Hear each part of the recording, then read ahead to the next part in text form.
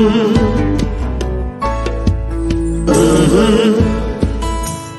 the game gets rough and this life just seems so tough, make we talk, my people, make we talk. When this town becomes an ugly place, don't let it erase the smile from your face. Make we talk, people, make we talk. Conversation is the key, a guiding light for you and me. Spark a talk and you will see. Conflict solver A to Z. World leaders master the art of self-defense just by talk. So people, make we talk. Hey, we're living in a world that on ourselves we must depend. Make we talk, people. Good evening, my viewers and listeners, wherever listening and watching from around the world and the Eastern Caribbean. This is Make We Talk with yours truly, Jeffrey Tavares. This evening, I'm going to have human rights activist Lloyd Aguilar, also chairman of the Institute of Caribbean Studies, Herb Nelson Jr., Dr. Rupert Francis, head of the Jamaican Prevention Task Force, Mr. Luke George Cook, Justice of the Peace. I'm waiting on them to come on, but I've already have Sir Lloyd here with me. We're going to speak about, is Jamaica becoming the next Haiti of the Caribbean? Reason why we're asking this question is because yesterday we saw something on Spanish Town Road. I was trying to get the video to show, but I couldn't find the video. On Spanish Town Road, where a bus was shoot up by hoodlums, criminal elements of the society. And we can't blame government for this. And this is why I'm asking the question, is this country becoming a failing state? Is this country becoming the next Haiti of the Caribbean? What are we doing as Jamaicans? Are we sitting by and allow this nation to disintegrate into chaos? Everybody blaming certain things that happen in Haiti. That's not it. It's the political elites that allow that Caribbean nation to go down. And if we continue like this in this country, we're gonna have the same scenario playing in the Caribbean. So Lloyd, welcome to Make We Talk. Good to be here. Your views on the whole thing that what is going on is what we see going on in Jamaica. Is it that we're becoming a failing state? Well, we are a failed state. It's not that we're becoming a failed state. We're a failed state because when you look at the statistics in terms of poverty and so on, you realize that we just haven't really achieved what we should have achieved in terms of health, education, infrastructure, the income level of the poor.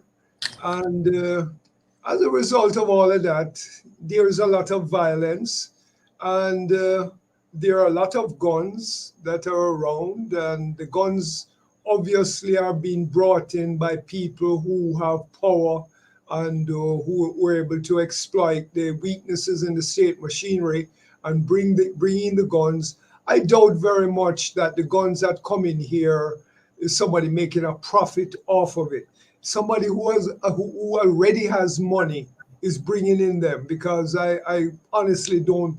You'd have to show me how they're making money off it. So whatever the reason is. And the other issue is that when our guns come into the country, the people who bring the guns are never, who sell the guns are never caught, and the people to whom the guns are coming are never caught either.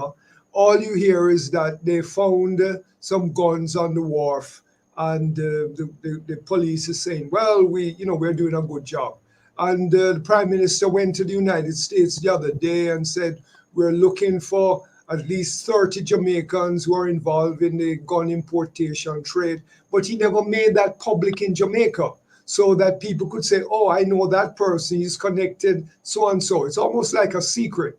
So I don't know why that kind of thing is going on. So put that aside. As I said before, the issue is the poverty situation and the high unemployment rate among the youth, the fact that neither government has any solution to these issues. The only solution they have is the declaration of state of emergency or zone of special operation. They are not addressing the social issues. So if you are making a comparison between Haiti and Jamaica, I don't think that the level of gun violence is as great as it is in Haiti, but we could go down that road. I just make one little point about Haiti, however, that what we hear about what's going on in Haiti is not so much about gangs fighting gangs, but what they don't talk about is that you have a corrupt government in Haiti, a government that has lost the support of the people. And so those who have guns are also trying to get rid of that government. And gangs are fighting against each other and so on and so forth. So it's not just a matter of, you have some wicked gangsters out there who just firing a gun and killing people. Yes. There's some politics behind it as well. Yes. In Jamaica, there is no politics behind gun violence. So no, Lloyd, hold on a minute for me, Lloyd. I Yeah. disagree with you with that one. But before I make my statement, let I welcome Dr. Rupert Francis, head of the Jamaican Diaspora Intervention Task Force. Dr. Francis, welcome to Make We Talk, sir. Thank you, my brother Tavares, Jeffrey. It's good to be here. Lloyd, it's good to hear you. Yes. You have said, yes, of course. I agree with almost everything you've said except the last one. Because remember, I was in the politics myself, wittingly or unwittingly many years ago. And I would not like to believe that the violence is being done by my brothers and sisters, but I know that they could stop it if they really, really wanted it. I think they could stop it. So everybody has to be culpable in this. We're not pointing any fingers. It is just a sad situation that our island is such a beautiful, wonderful place with beautiful, wonderful people who have really lost. Many of them have lost their way. And when I talk to a friend of mine, I tell him, I said, it takes leadership. Some people have argued with me, because they think I'm just poking fun, not poking fun, but I'm just pointing to people. We have lost Dr. Francis. Dr. Rupert Francis, are you there? I think we have lost Dr. Francis. But Lloyd, you said that you don't believe that politics is behind Jamaica's crime pandemic. If I may say this, Lloyd. Yeah. They are the one who started the whole Danmanism and Gangmanism in the country.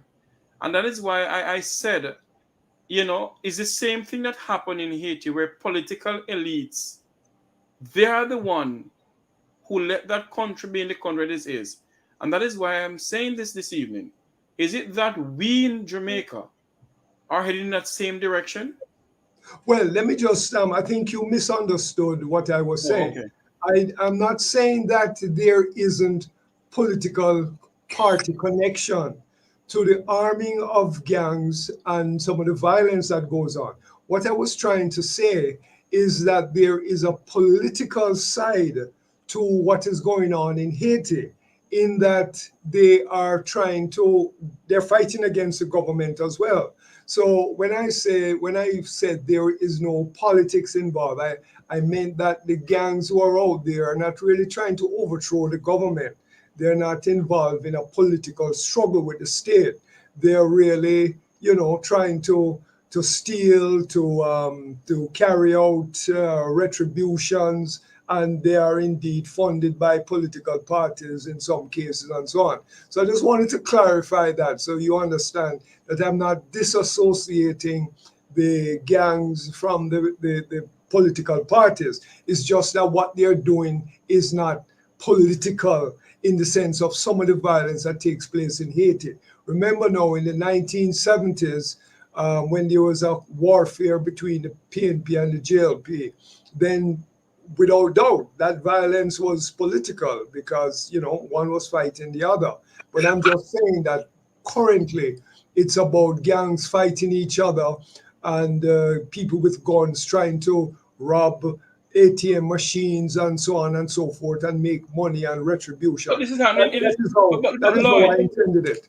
but Lloyd, it is happening in Jamaica where gunmen are holding up security forces who are transferring money from one point to the other.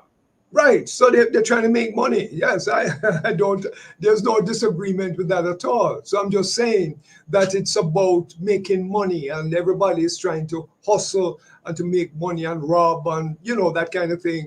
And then there's a conflict between people and gangs and so on and so forth. So I'm just giving you the overall assessment of how the violence and the gangs are Yes. fighting and, warring against each other.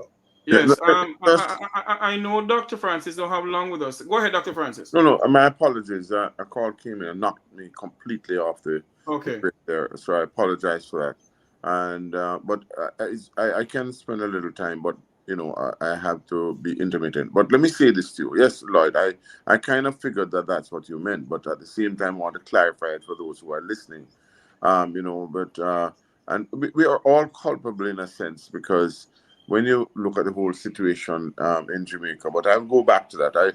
I want to refer to a clip I sent to Jeffrey before. Yes, I was trying to get it to upload, but it won't upload to my email. Then I could upload it to the system. Yeah. Well, I'm sorry about that. I'll get it to you, but let me explain what it is. It was a meeting of the CARICOM heads in regards to a specific subject, and it was addressed by the Prime Minister of Trinidad and Tobago. And in the audience was our Prime Minister and all the Prime Ministers. Yes, whatever. because I have a clipping to play with Dr. Ralph Gonzalez of St. Vincent and the Grenadines. Right. So, and these people are very serious. I mean, what is happening has obviously trickled, it moved down, not trickled down, moved right across all of the Eastern Caribbean and, in a way. And our people, it seems to me that have been traveling and exporting the violence and even becoming contract killers, as have been done in Bahamas and many places like that. And you have had open threats. They can move as they feel like. And the question you have to ask yourself is, how is that possible? How is it possible that they could be able to do this with such alacrity, such speed, and so on? And so therefore, we have a serious problem. And in addition to which, our nation seems to have lost some of that vitality and this welcomeness and this brashness, this sort of a beautiful play-like. And I don't want us to play really, but the same people who develop rum, reggae, and so on, that sort of love and, that Bob Marleyism and, all the other people that we have come to adore and love. And we speak of love in really a very profound sense. And we have lost even our way as a people and what we stand for when you cause this sort of insane type of killing, mob-style killing, a murder for hire and all that sort of thing. The scamming, I mean, when you consider, somebody told me recently, that our scamming is even larger than Nigeria's, and that's a serious pronouncement. When you look at it, we are only 2.7 million people, and they are nearly 70 million, and yet we have more scamming than they went on a pro rata basis. No, people might argue that that night might not, but it is true. And recently, the white collar crime and all of this, you may not think it is connected, but it must be connected. It seems that we are losing our way, and so we have to get back on our way. We have to get back our country.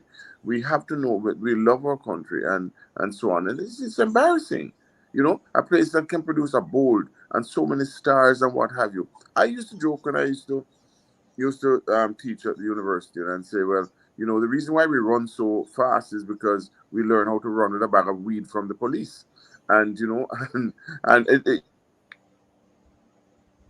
Here we go again. We have lost Dr. Francis again. Lloyd, until we get back Dr. Francis for him to make his point, let me ask a question. Do you believe that the political elites of Jamaica have Jamaica and its people interests at heart?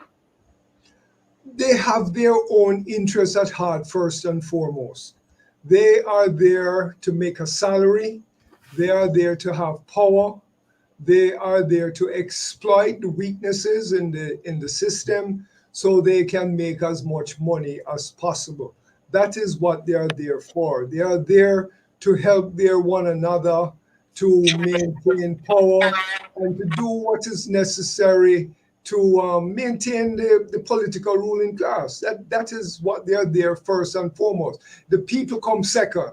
And you see politicians, they're very skilled. The prime minister is very skilled. And whenever they pass a law or there's a photo op or photo opportunity, he will go there, make a nice little speech and make promises and so on and so forth.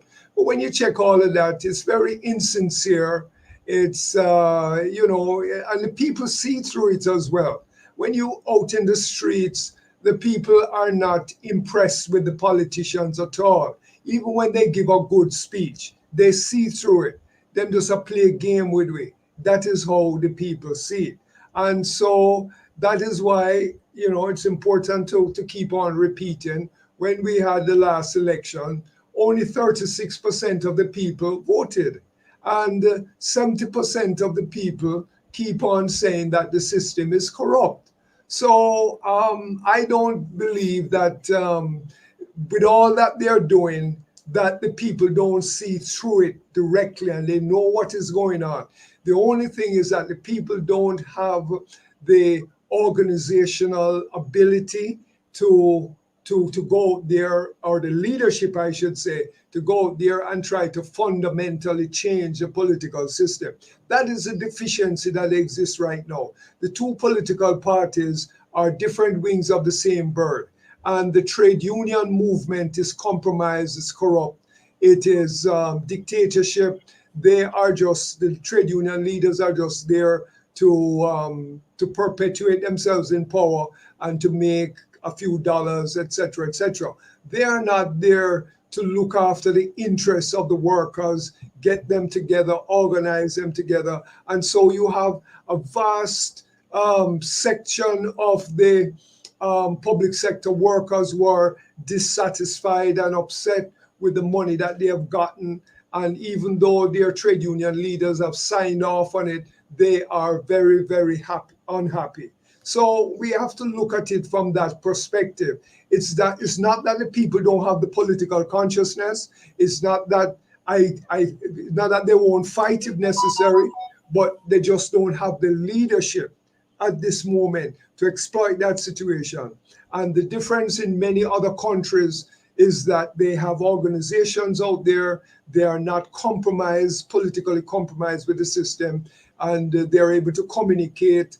And so they're able to organize massive demonstrations and go out there to send a message to the government that things must change. We just have not been able to do that. The only time that we did that in a spontaneous way was 1938, when the people on the plantations and the harbor and so on throw down their tools and say, listen, enough is enough. We're not going along with this. There have been one or two other demonstrations along the way. In the 1970s, we had the gas price demonstration where people went out there because the Manley government was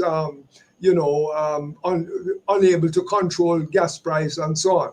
But we have had very few national general strikes in Jamaica. I think the other one was under Siaga in the 1980s, but that didn't last very long because Well, and we had strike in the 1990s when the university students decide to strike with the Palestine administration. right, but And that and is the university. I'm talking about a general, but not but remember that strike start in the 14 parishes was demonstration over gas. It was a gas right of the 1990s. You remember it? I think it was in the 80s or the 90s. No, it was the 1990s in the PJ Okay, Palace. Now remember? well, that is the one I was talking about, right? Yes. When you had the gas price demonstration. Yes. Right. We have with us now the great grandson of Paul Bogle, Mr. Marcel Clark, who is the head of the St. Thomas Crime Prevention Unit, or the chairman, I think. Sir Clark, welcome to the Macro Talk. Oh, we have lost him too. Oh Lord, Yes. I wonder what's going on. We have lost Dr. Rupert Francis, and we have lost Mr. Clark. Oh, here he come back again. I think we have. Welcome back, Mr. Clark. Are you hearing us? Yeah, man, I'm hearing you. Sorry about Yes. that. I put something wrong a while ago. Okay, welcome back to Macro Not as Talk. young as you. Oh. Yeah, man, long time. Welcome back Yes. to the 1993. yes. Yep. Go ahead. Yeah, welcome back. We're Go ahead. speaking about is Jamaica is the next troubled area of the Caribbean. Let not say Haiti because let us say is Jamaica heading to a country where pretty soon you're gonna see maybe the UN army on the streets in Jamaica. A bus shoot up, them shooting up buses in the country, and all sort of stupidness. What is your views on that, Sir Clark? Um, Good evening, Jamaica. Good evening, Ecuador. Your panel. Good evening. Thanks for having me. Um, ah, Let me take a deep breath. I am troubled. My heart not so strong again. All that is happening in Jamaica, it just keeps shaking your chest. It just shake your chest, it make your chest just, ah, I don't know how to describe it, but we're in a worrisome position. We are in a place of concern. And yes, Jamaica, it seems to be a bit lawless at this time as we speak. When we look at the murders, the drive-bys, the shoot up, the stabbing, every day you turn on the news is murder. And some of what I see in social media, because I'm in a lot of groups, and three-quarter what I see in the groups is not in the news. It's not in the news. So three-quarter what is happening is not being reported. But I pray that we do not end up like a Sudan or a Haiti or something like that. I pray that good sense will prevail. I preached a sermon um, Wednesday, and part of it was the power of the cross. And part of it was that if my people don't themselves and pray and turn to God. That is the message that we need to be pushing. We need to be pushing people in a direction where they look back to God. But I find people mostly looking to know is the Oberman and the astrologer. And we have Mm. turned our backs on the true and living God. I don't want to sound preacher tonight, but that is where my heart is. That's where my passion is. You know, Last week, Saturday, I was at another talk show, approximately 9:45, 9:48. And out of the blue, it just came in my spirit to talk about Jamaica sitting on a fault line. And that if we notice that every country, east, west, north, and south around us, has experienced major earthquake, and we have not. And few hours later, just few hours later, we had a serious shaking and rattling of Jamaica. And it's one thing coming on my spirit. God still loves Jamaica. And he's sending a message. You know, we But keep on saying, Sir Clark, sorry to cut you. We keep on saying that God still loves Jamaica. Do we love God and do we love ourselves in our country? You know, Because if we truly love ourselves and this country of ours, mm, God shaped the country on the Saturday, and on the yes. Sunday we're gyrating around in some nakedness Mm. on the streets of Kingston. I have with me Dr. Rupert Francis. Dr. Francis, Yeah, let me your say take. this. Let me say kill this. some. Brother, um, you know, the reverend here. Let me say this, that I Um, have to agree with you. I have to agree with you 100%. I think we have lost our way. I've said that before, and I want to also say hi to all of the persons out there listening, all the well-thinking Jamaicans. We have lost our way. Now, you're going to have people who are going to do and what they're going to do and demonstrate. They had started that a long time ago, and in itself, maybe although it is not, we might not necessarily like it. Some people, that's what they live for and they want, and so they're going to behave as they're going to behave. So, but I would take that.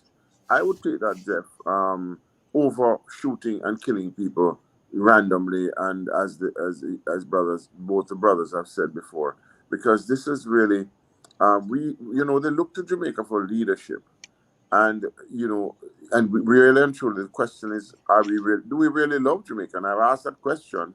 And are we really that God-fearing nation as we used to be? I don't think so, because really and truly, the church is absolutely silent. The church is absolutely silent in all of this. And yes, they're doing certain things. They're doing things around small things and what have you, but they're not coming out. And there's a reason for that. And we must find that reason. We have to find people of goodwill on both sides of the fence, all sides of the fence, to come and try to save Jamaica. Because if we don't, you talk about, you talk about people that really and truly, they don't care about Jamaica, and it is quite obvious. So we have to start. You know what is interesting? I saw a guy. Let me just a diversion. I saw a young man somewhere in Linstead or something like that. He had the most medals for schools challenge quiz. Very, very poor chap, coming from very poor, humble beginnings, right? And he now is now number one guy in the history of school challenge quiz. And you should hear his parents and his everybody in his community. They hail him, because let me tell you something. He hasn't come from quote unquote anything, as they say in Jamaica. The guy don't have nothing, And so if he can do that, one point I'm just gonna close on. If he can do it, can you imagine what the rest of Jamaican youth, both male and female, can do if they have the right direction and leadership? Come on. That's all I'm saying. Let us not drift from the topic of the night Oh, here. all right. Listen, as you said that, Jeffrey, let me just say that. I just address the issue of whether we are going in direction. Yes, we have gone in that direction, and we are not going as Haiti, thankfully. But at the same time, there are many things in there. I should have addressed that. My apologies. Yes, in my opinion, we have certain elements that if we do not stand together, we might end up there. Thank you. That's my view. I'm going to play a clip by the Prime Minister of St. Vincent and the Grenadines, who I know have the pleasure of meeting him when they had I think it was during when Roger Clark was alive, when they had the thing done by Denby. What's the name of it again? Oh, the Agricultural thing there. agricultural show. This the Yes. Denby agricultural. Right. I had the pleasure of meeting Comrade Gonzalez down there, and also at a function with the former Prime Minister Bruce Golding. And I find this man to be a very outspoken Prime Minister. And I was listening to him during the CARICOM heads of meeting about 2 days ago in Trinidad and Tobago. And this is what he said at the meeting. And I am a Roman Catholic. The Catholic Church preaches that we shouldn't have the death penalty. And my mother was a Catholic, Legion of Mary. She taught me that we mustn't have the death penalty. I happen to think that both my mother and the Pope are wrong. For crimes, for murder, other than a crime of passion, you should. Are you hearing him now? Penalty. I know the Europeans don't like that. They had it for a long time, and they may want not to give aid if you bring it back, and so. Hold on there. Lloyd, you're not hearing him at all? Yes, I heard it. I heard it. I heard it. You're hearing him? Yes, I did hear. Yeah. I don't know what happened. You were hearing it a while ago? Yes, I was hearing him. Okay, hold on for me, because I don't have to Dr. Francis. And I'm a Roman Catholic. The Catholic Church preaches that we shouldn't have the death penalty. And my mother was a Catholic, Legion of Mary. She taught me that we mustn't have the death penalty. I happen to think that both my mother and the Pope are wrong. For crimes, for murder, other than a crime of passion,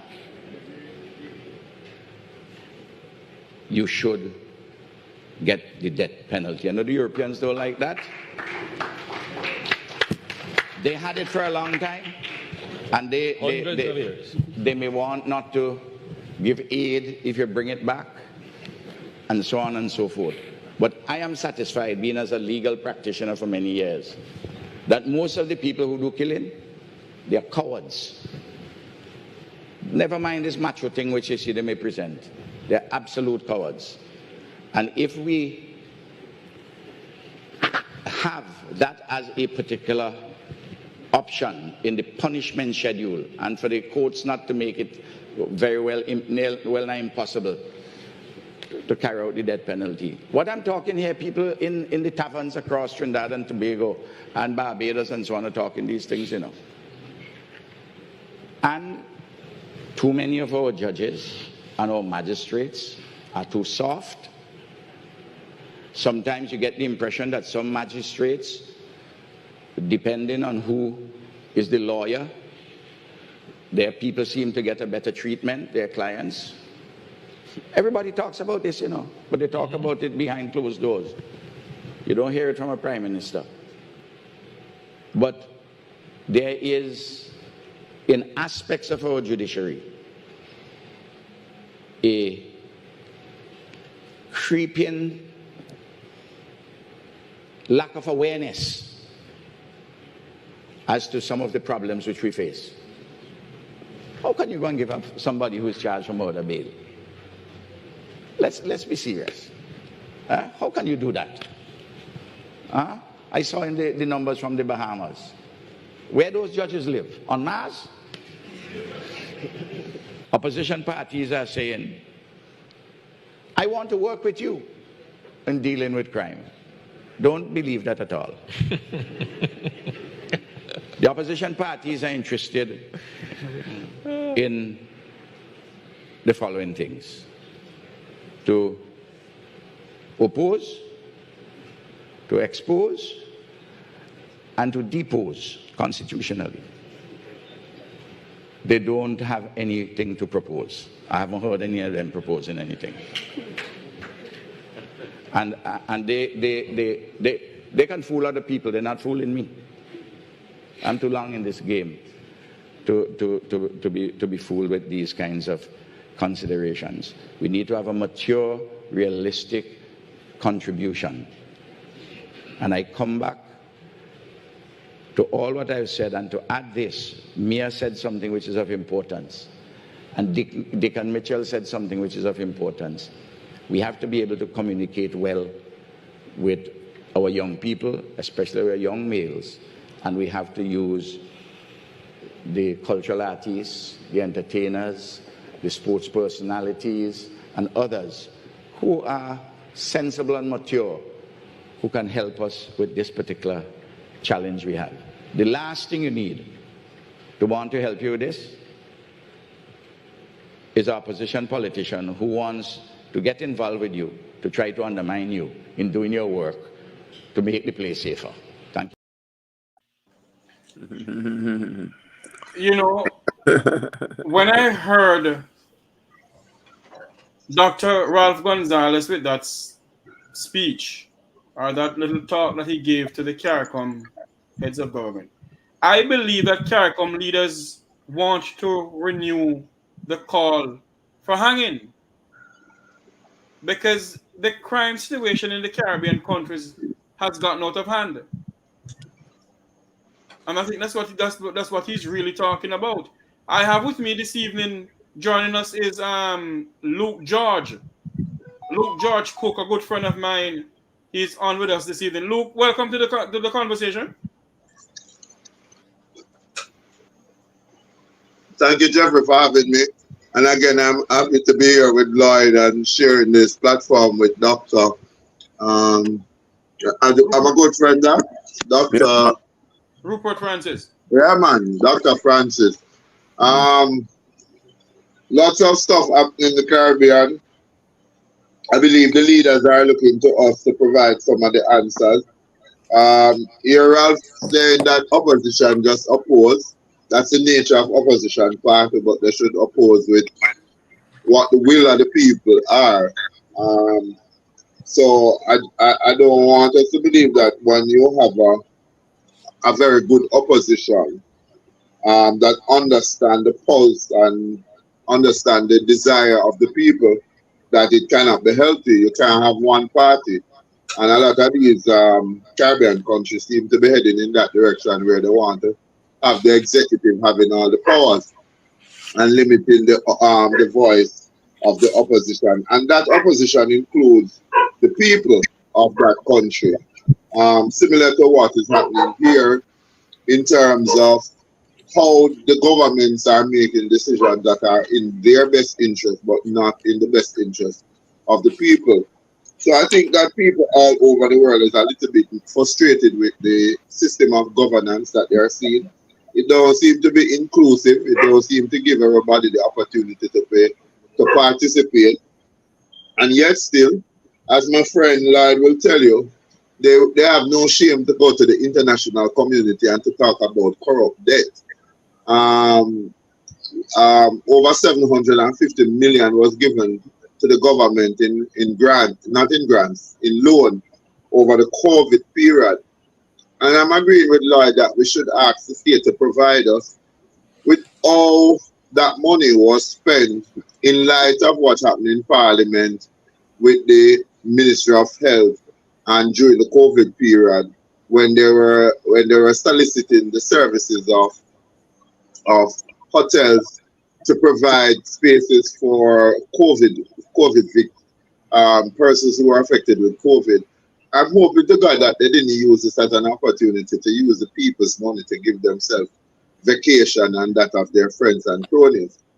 So I would really like to see how the payouts were done, the people who benefited from it. I think that the country needs to know, because if you have inherited a $750 million debt, I don't know if that is in addition to the $1 trillion that Jamaica now own. And if you subdivide that by 4 million people and add the 750, the ordinary Jamaicans never get $2 trillion, they said, Lloyd?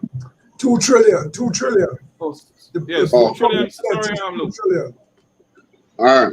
Lloyd Monger, so I start probably not going to get my figures right. But in addition to the 2 trillion, Lloyd, does that include the $750 million that was given in COVID relief? Yes. All right. So, Jeffrey Tavares, we need to know, because if that means a lie, they are get piece of the money, me get piece. I'm going to know nothing about that. Because what I know that our hospital was starved of ventilator, and that the hospitals were like holding places for Jamaicans to die during COVID. Now, there is no transparency in government. I mean, I understand why you ask people for vote, because if me give you a job to do for me, you're answerable to me, not to yourself and the cabinet.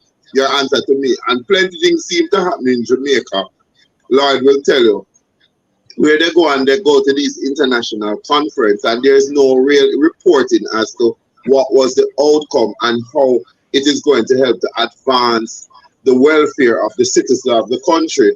So the country is starved of information. In addition to it, if the contractor if the account general, is it the account general, Lloyd?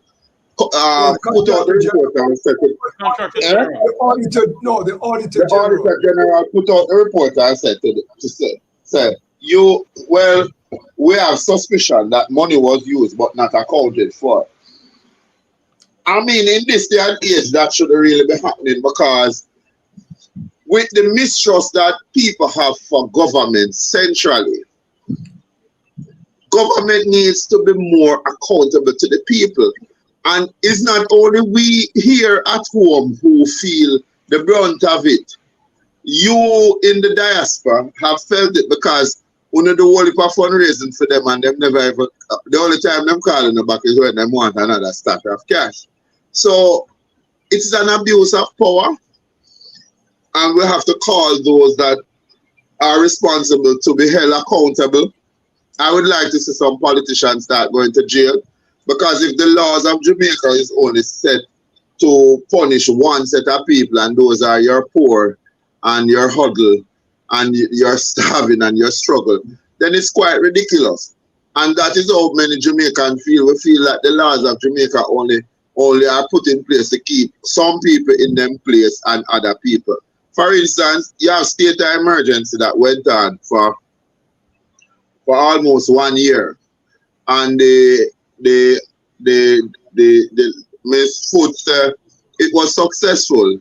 There were people like me who passed through community and said soldiers have sex with people where they were supposed to be protecting the place, and it's a frustration to just see your human resource put out a road corner for sit down.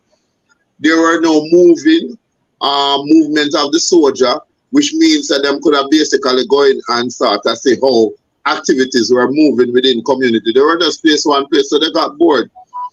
The amount of children that are probably born after the state of emergency as a result of the involvement of the soldiers and the citizens is a story that we can tell.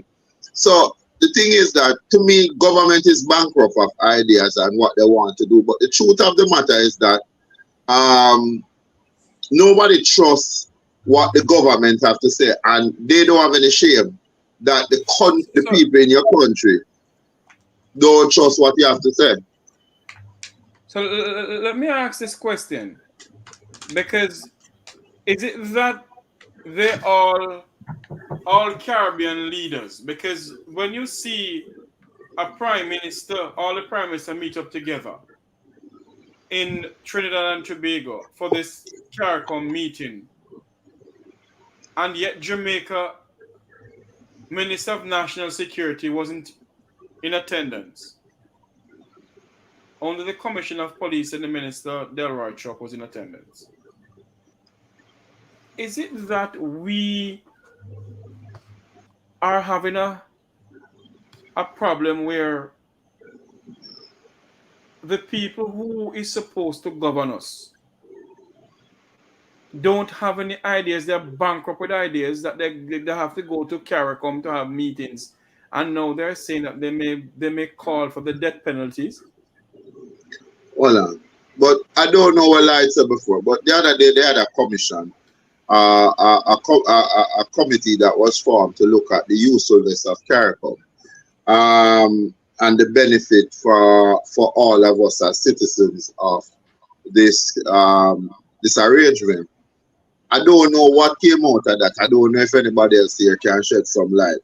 But look here, it is not even a useful tool, because as a territory and as a community of like-minded groups, the mistreatment amongst the Caribbean partner is something in and of itself that is disingenuous to Jamaica. That, you know, some people now ask Jamaicans traveling to the Caribbean community to have visas, and they are putting in new restrictions. Sad to say, it is almost like all Jamaicans are just bad people, and therefore you treat us a particular way. there have been numbers of stories out there of Jamaican national complaining about the mistreatment of it. If this is the best that the Caribbean leaders can come up with, when we can't find a solution to the problem of crime that they have contributed to, because many of them are receiving payment from the sort of criminal activities that go on, and I say that without any apology. Then if the death penalty is the only thing you can use as a deterrent, you're a joker. Because other parts of the world, people have put in cameras, they have put in policing that you basically start to watch certain movement, you identify the main players and you stay upon them to see what their movements like. You have boards where you cross-reference movements and activity and possibly who them can link with. You think the boys them will take on Beridium afraid of hanging? Them now not live fine now. You think them afraid of hanging? That is not a deterrent. What you should do is to build your economy so that everybody can have a better quality of life. And that is the problem, is the inequity within your social and economic plans that are affecting people. Because if people are able to go about them life, you have the exception to the rule. You know, you have some people who are born low, grow cheap, and have bad habit. Them just want rich, and them want rich by any means. But a lot of people are just pushing back against a structural system that don't include me, that you take me as an opportunity every 5 years or so, where you basically come and you tell me a story, me listen to it, and then I go give a vote, and then you come out richer and me come out worse. So people are pushing back against state terrorism because that's what it is. You are terrorists and tyrants. And so for here, Ralph Gonzalez and those well-educated men who can sit down with their academians and their community people and come up with a plan as to how it can work in one community. For instance, it's a deterrent to go to St. Mary in Jamaica for go rob, because you know so the people them down there are going to take the laws into them own and chop you up. A lot of people wouldn't go into St. Mary to rob. So where the system fails to provide you with meaningful solution, people take it up in them hands. I ask my brother Lloyd if I'm not true, me I tell. I agree with it in all aspects, but the truth of the matter, unmet need requires response from the citizens of the country. Right. I'm going to have Lloyd come in next, but I want to hear something from the great-great-grandson of Paul Bogle, Marcel Clark. Sir Clark, are you there?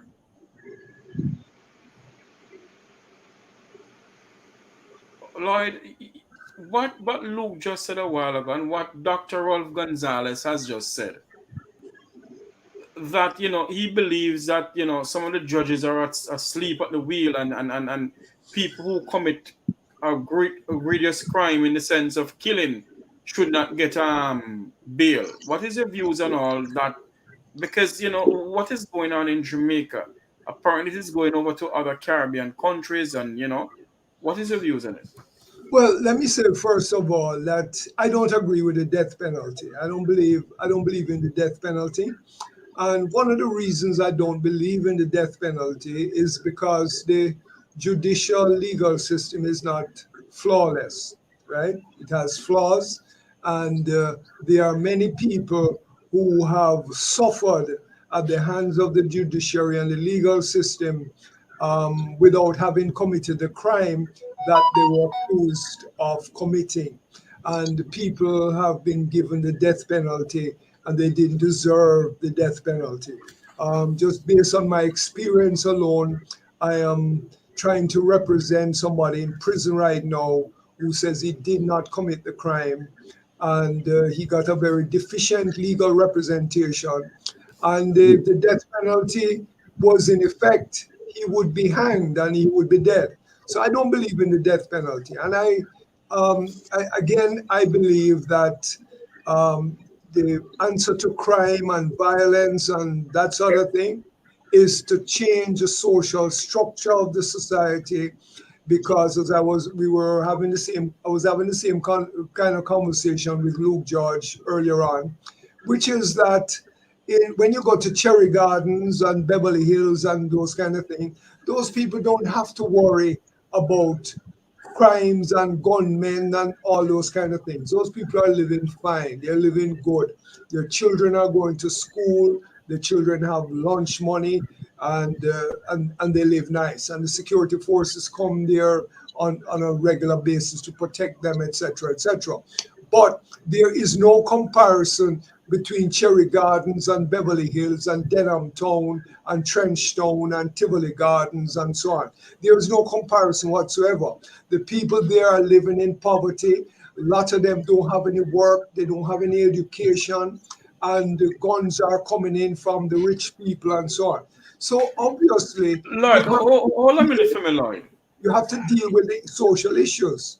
Lloyd, hold a minute for me, Lloyd. And I don't know if you keep on saying that the guns are coming in from the rich people. In a sense, I agree with you. And in a sense, I don't agree with you. Can you know why? Well, maybe I shouldn't say this because you're correct. It's the rich people. Because no poor man from Tivoli, Riemann or Jungle can bring in a container full of guns. Well, there you go. So you're correct. You are correct. And based on all of that, are we to say that because the powers may be know where the guns are coming in, they pretend as if they're fighting the crime when basically they're a part of the crime and the corruption that rock this nation? Absolutely. They know what's going on. As I said before, I've said it, here again. The other day, Andrew Holness went to America and he was speaking with I can't remember, the FBI. One of the FBI and somebody else there. And he was telling them, well, we want your assistance. And there are some 30 Jamaicans that we want you to investigate and so on, because we think that they're involved in the gun importation business. And he never told us in Jamaica who these people are. Why not? Right? So it's still a secret as to who these people are that are importing guns into Jamaica. And you must remember one thing again, the Americans can't just solve the problem like that because they are having their own problems. Guns, I was listening to a program last night, them says about 40 million guns, and the population is, 400 million guns, is 200 million people in the United States. So you have more guns out there than people. And when a black man goes to a white man's house, and knock at the door by mistake, the man take out him gun and shoot him, right? So the America is not able to monitor the export of guns like Holness would like to. And so his only solution is state of emergency, zone of special operation, and if they can get back to the death penalty, etc., etc., etc. But the problem is that they are themselves also compromised in terms of what's going on, and they're using this extreme response to crime and violence in order to protect their corrupt selves, because they don't want to address the social basis of crime. They don't want to address that. It is easier for them to say we're going to impose a state of emergency or a zone of special operations, but never address the social issues. So let's not get fooled by death penalty and all that kind of stuff. Let's focus on the need to address the social problems that exist, because there are a lot of youth that are not going to school, they're on the sidewalk, and then when the rich people bring in the guns, they become easy recruits to gangs and so on and so on and so forth. And that keep repeating itself and over. And we are never going to solve crime, violence, and all the things that are going on if we don't address those social problems. Cherry Gardens and Beverly Hills have solved those problems because those people are rich and they live a good life. but we want the people in the inner cities to live a good life also. Yes, We want them to live like Cherry Gardens and Beverly Hills. Why not? Why can't they also live the same kind of life? Right? That is what we are getting at. Right. Luke George, come back into this conversation here, Mr. George. You heard what Lloyd just said a while ago. Your take on what he just said. No, look here. Me and Lloyd agree. Me and Lloyd will agree upon some things, you know, because let me tell you something. Me have the greatest of respect for Lloyd there. Jamaica is we live in a three-class society in Jamaica. You have the extreme poor, then you have the so-called vanishing middle class, and you have the 1% of Jamaica. I don't remember if Lloyd will remember that there was a police recruit that was, while he was in training, it wasn't a stunt bullet, but a real bullet in the gun that cost him his life. That investigation went dead.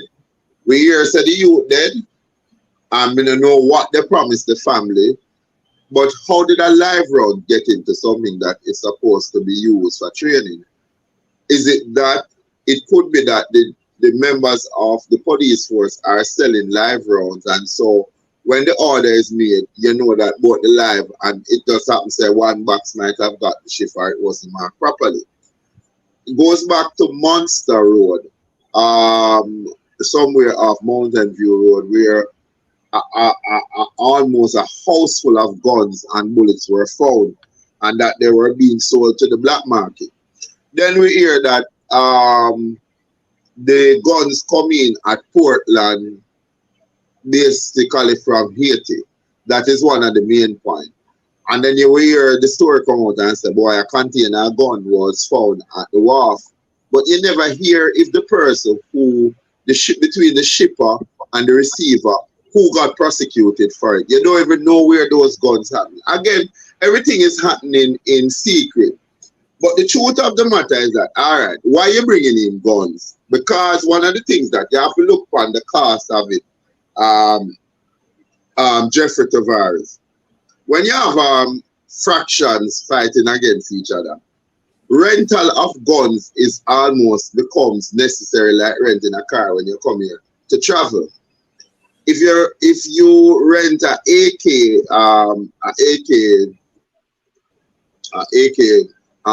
rifle, you can get up to $10,000 a day. So if you have those in demand and they are rented, be it as it may that there is a cardinal rule that if you don't return my gun, you have to pay a fee. And when you have to pay a fee, it might can buy me back too. And this is basically now passed around by the so-called organized group of men that can just rent you some gun and them can sell you some bullet. So there is a benefit from those who are bringing it in, because it also provides them with the ammunition when they want to exact revenge, including contract killing. Them can just send them people for come kill you. The truth of the matter is that stiffer penalties should have been put in place, and the public should be aware of some of the people who are participating in this activity that has really cost the country a tremendous amount in terms of the amount of money that we have to be putting out there to put in measures that we see they are not working. They are basically not working. It also put we in a bad standing when every time you look, boy, Jamaica is one of the most violent countries to come. And then when me agree with Lloyd is that every time the US, Canada, and those bigger embassies put out a press release as to where you don't go, it's always downtown Kingston. Because as Lloyd rightfully said, the man of Beverly Hills, him already have Meridium, him have Archive, him have all of those people at his disposal. Him can just press a button. In addition to that, if he really want to get you, him can talk to him goons. I'm in the inner city, and sometimes you must see the people's children who are here fraternizing with the so-called gunman then and having relations. Those relations are not just formed just for casual getting to know you and trying to help you out of poverty. It's also to be used to carry out atrocity against people that you may have indifference with. So the challenge is there has to be a law. The law has to work right across the board for the guy in the Arnett Garden and the guy at Cherry Garden. Anybody who is found breaking the law should be treated the same way. And it brings us to the F6 man.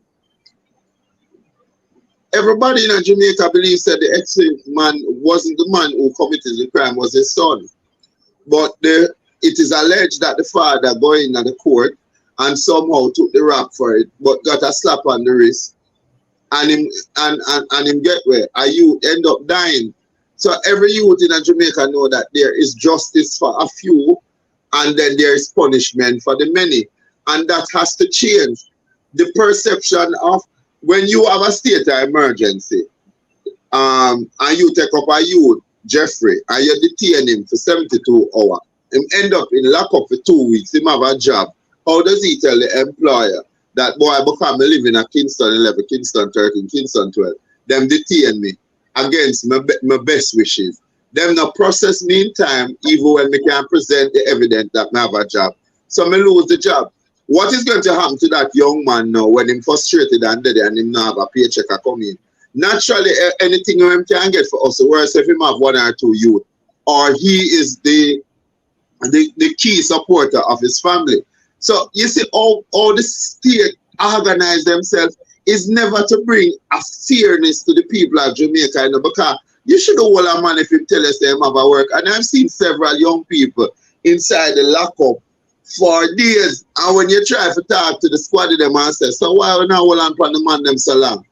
Even when you said the request to the legal aid clinic, which I do it all the time. If I go to any station and I see a man in there and him said to me, say, boy, I feel like I'm being treated unfairly, I basically send him name and then follow up to find out if anybody come feel.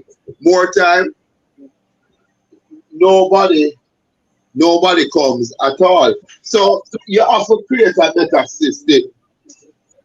You have to create a better system whereby justice is fairness, and justice is fairness for all citizens of Jamaica, barring where I come from, in this Jamaica land we love. Let me just say that justice will never be fair.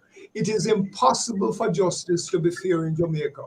We live in a class system, right? And the system benefits the rich and the powerful.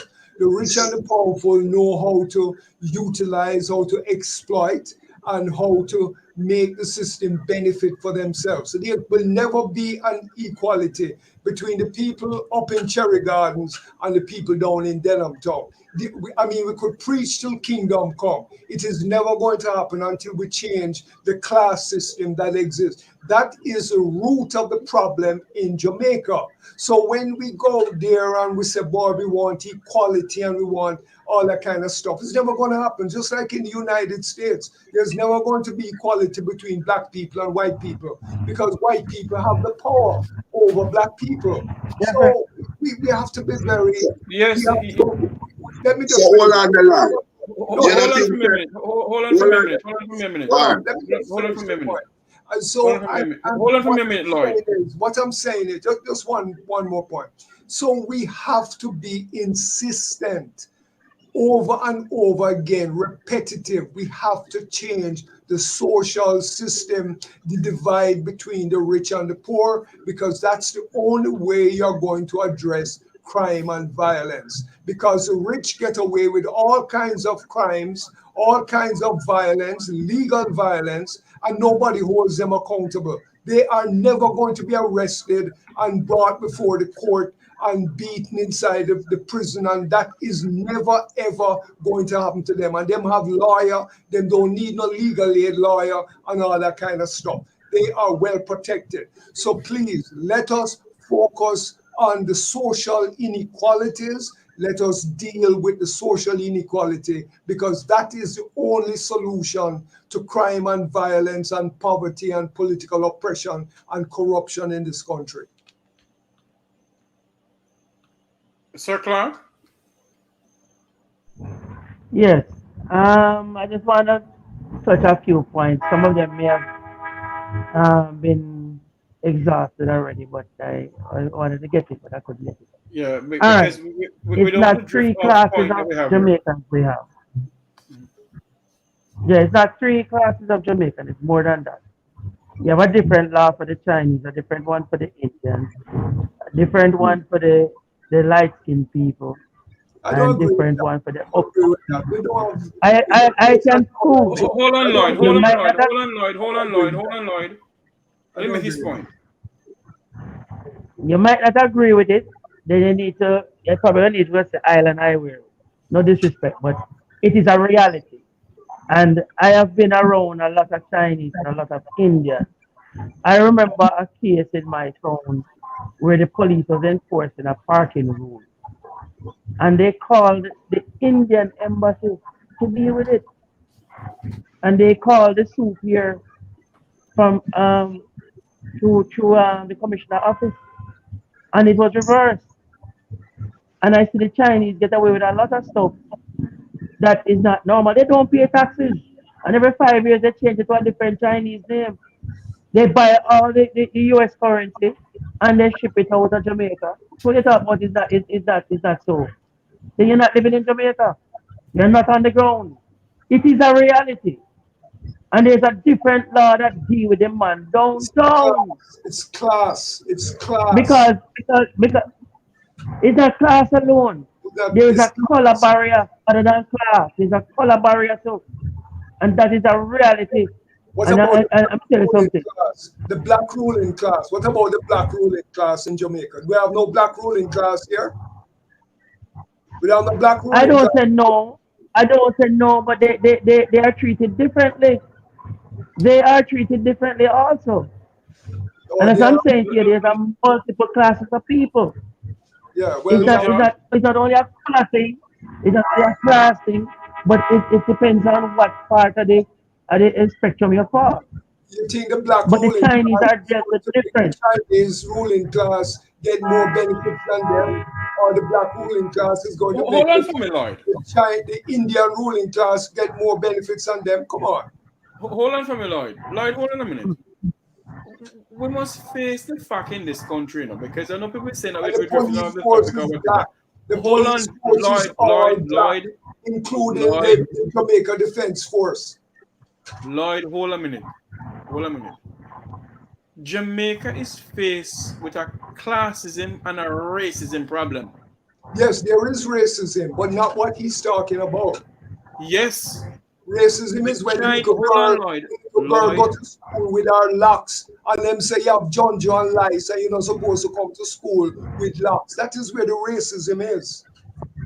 but Lloyd, you have No, it's more a than that. government that will, okay, when a Chinese man got gunned down downtown Kingston some time ago, did you know that Gigi Ping called the Prime Minister of Jamaica? It was an ambassador who called him. Gigi Ping called the President of China, called the Jamaican Prime Minister and said, what is going on? Well, why And, not? and Why shouldn't Holness call the Prime Minister of China to say, "Boy, I want to shoot a Jamaican man there"? Why he shouldn't he does do not that? do that. Well, why shouldn't he? Why shouldn't he do that? And if you shoot a Jamaican in America, why shouldn't Holness call Biden and say, "Listen, one of your people them shoot my Jamaican man here. Do something about it." That is normal You diplomatic don't never power. near car. Everybody has that. Luke George? Look, yeah, look. There is a class. There is no doubt about it. There is a class, and there is class divide in Jamaica. There is in the animal farm. I think the author says, all of us are animal, but some are more equal than others, and that has to change when that 75% of Jamaicans who have a vote must vote in people in their communities that best represents them and their needs and will put their development on the front burner of the priority that needs to be done for their community. community. We must get out of the notion that them can send people from wherever they pick them up from and they can come and represent the people. Lloyd said that there will never be an end to racism. There will never be an end to classism. But if that is true, what is it that I'm fighting for? If I'm fighting for change, and that change must come when more people participate in a process. Because look here, 63 people all of the parliament.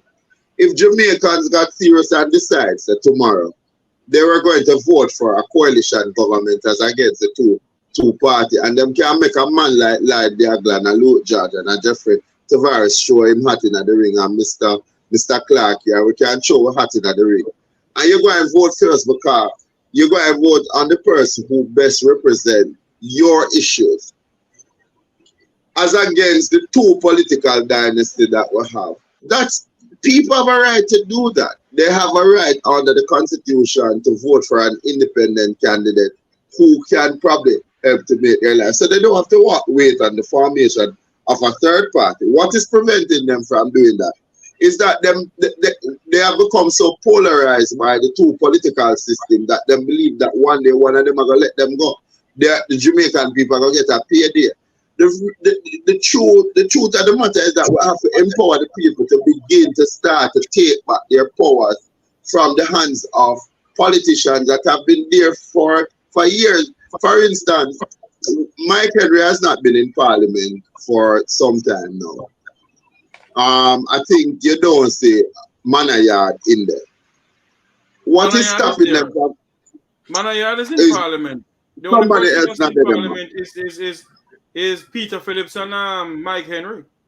Mike Henry. All right. So, Peter, if these men are ill, why you can't just hold a snap election and put somebody else in there who can be there to represent the people? Why do you want to hold on to power if your physical body won't allow you to be able to participate in this process that is essential to your function as a member of parliament, that is essential to your function as a cabinet minister? But why we have to wait till you decide that you're ready to leave?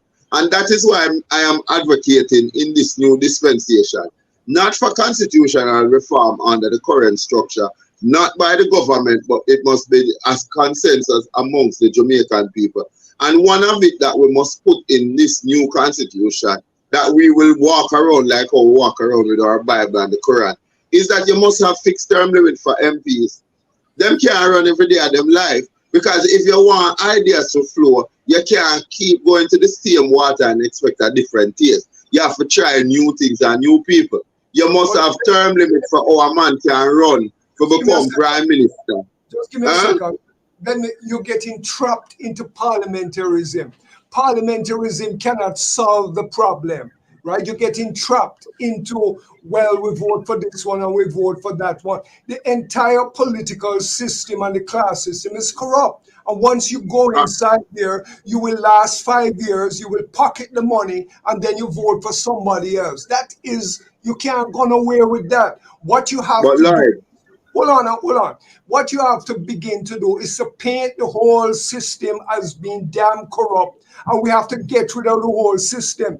Sam Sharp Sam Sharp never go about the place a preach to the people, because he was a preacher. He never go down there and say, well, God, well, when you're dead and you go to heaven, you will finally solve the problem of slavery. He said, let's take up arms and let's go over there and overthrow this damn slave system.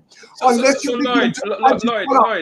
begin to agitate in those ways, you are going to get trapped into parliamentarism, and that is the argument.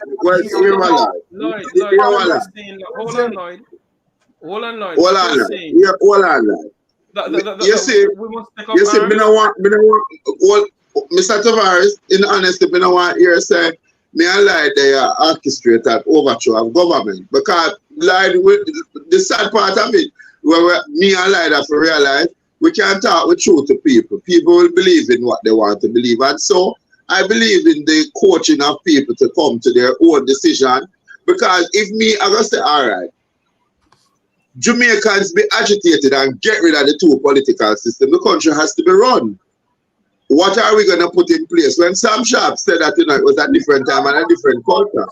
When Hold on, Lloyd. Hold on, Lloyd. The people are going to run it. Lloyd, They are the ones that are going to run it. Hold on, man. And Lloyd, you believe that?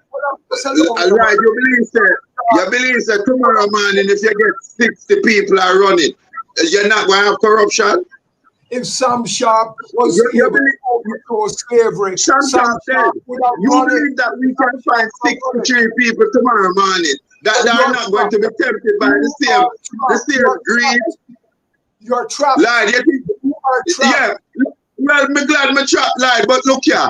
Me have to deal with the reality. Be glad me trapped. Because you believe that there are 63 people standing up out there tomorrow morning, Lloyd, that can take this country in a new direction. And you believe that they can create that utopic scene that everybody else will get like because 63 people. No, of course I'm trapped. There is a system and I have to work with it.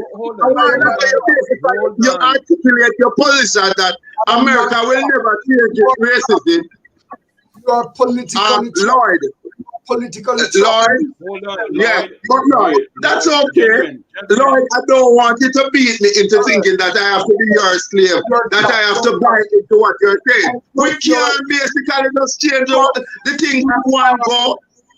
Because you're a justice of the peace, you have to go by the laws of the land. I don't have to go by the laws of the land because I know the laws are oppressive. Anyway, that's a low blow. That's a low blow, Lloyd. And if that is how you, no, but that's a low blow, Lloyd. But that's a okay. That is a low blow.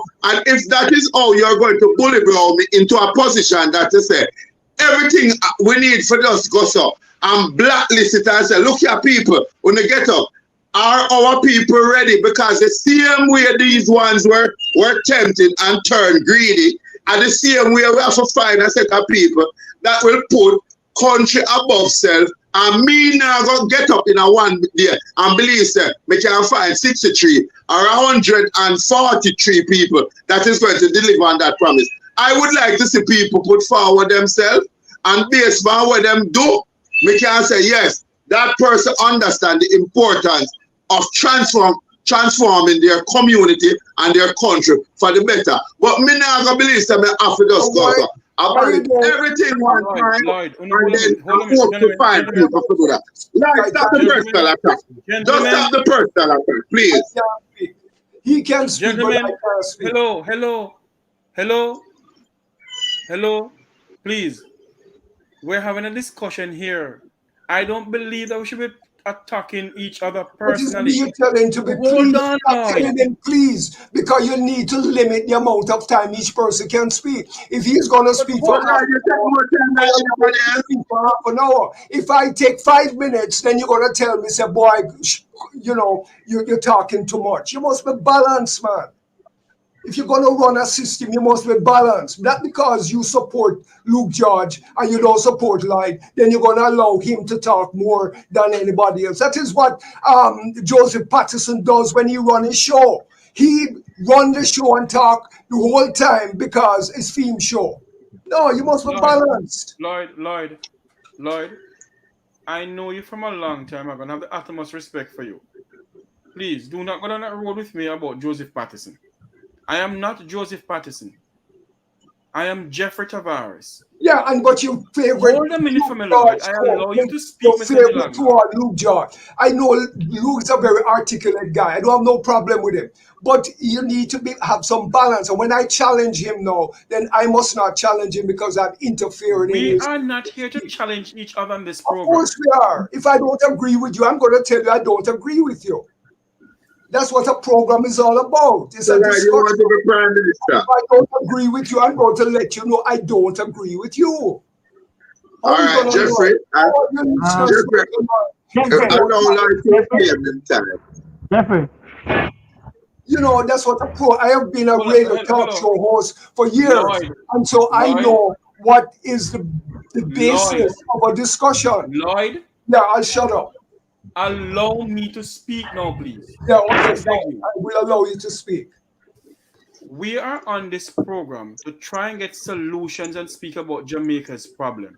And And I'm if not the talking viewers, about solutions. I am not giving no solution. I'm just a run up my mouth and a chat foolishness, right? I am not trying to get the solutions across. Okay?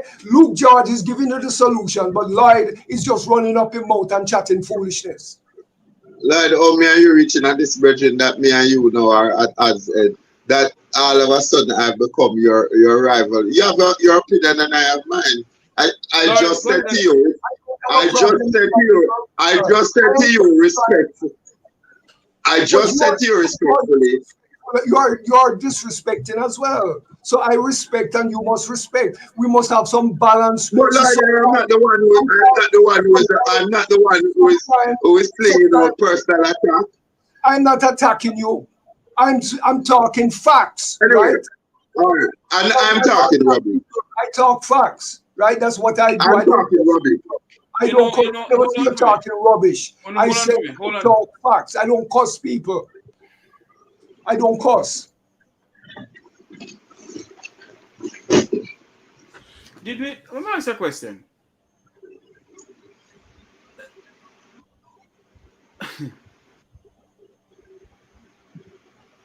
I don't want this program that I have, my two good friends, to come on this program and operate the way how you're operating. It is not. Don't invite me back again. If you don't want to invite me back again, don't invite me. It's all right. It's fine.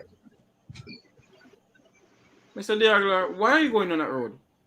Because you're not being balanced, and I'm very, I'm a bit perturbed by that. Because you will allow Luke George, who's very articulate, who can speak, but you don't want me to talk, right? You don't want me to talk. As soon as I talk, I am being disrespectful or whatever else it is. Let's have balance, political balance. So your listeners out there will say, well, boy, I heard from this one and I heard from that one. You must have balance in the way you conduct a program. You can't just sit back and when the person, like here, why must say, then that is the one you jump in and you say, well, boy, you chat too much or whatever. You must become a little bit more sophisticated in how you balance your program. Mr. Aguilar, go ahead and speak, sir. Wow. Yeah, well, let me just repeat myself then, right? I am saying that parliamentarism is bankrupt. It is not going to solve the problem of the people of Jamaica. We need to focus on the social issues, and we are not focusing on the social issues. When the people organize themselves, they will come up with a political system to elect their representatives, etc. But the present parliamentary system, whether it is a monarchy or whether it is a republic, it is going to be the same thing. And so some people get all bogged down into the details of, the term limits and this and that and that. The politicians have become professionals and exploit that system a very long time ago. We need to shake that. And what we need is to organize the people based upon their social needs. And then now, when the people decide, say, listen, we have had enough of Andrew Wallace and we have had enough of Mark Golding, and we ourselves now must now take over the system. Then they will decide how their political system is going to work, so we can go into the details of that when that time comes. So I personally don't have time to be getting into, term limits and all of that kind of stuff. I want to talk about the social inequalities because that is going to. Lloyd, when you came on the program, what was the topic what we're speaking about? You cannot be saying that you don't want to talk about it, you want to talk about that. No. I will not allow you to say things like that. Come on now, Lloyd. We are here discussing what is happening in our country. Then let us discuss it and stop the whole personal thing and the whole personal. I don't like it. We must get off of it. And if we have a topic to speak on, let us speak on the topic. And what is the topic?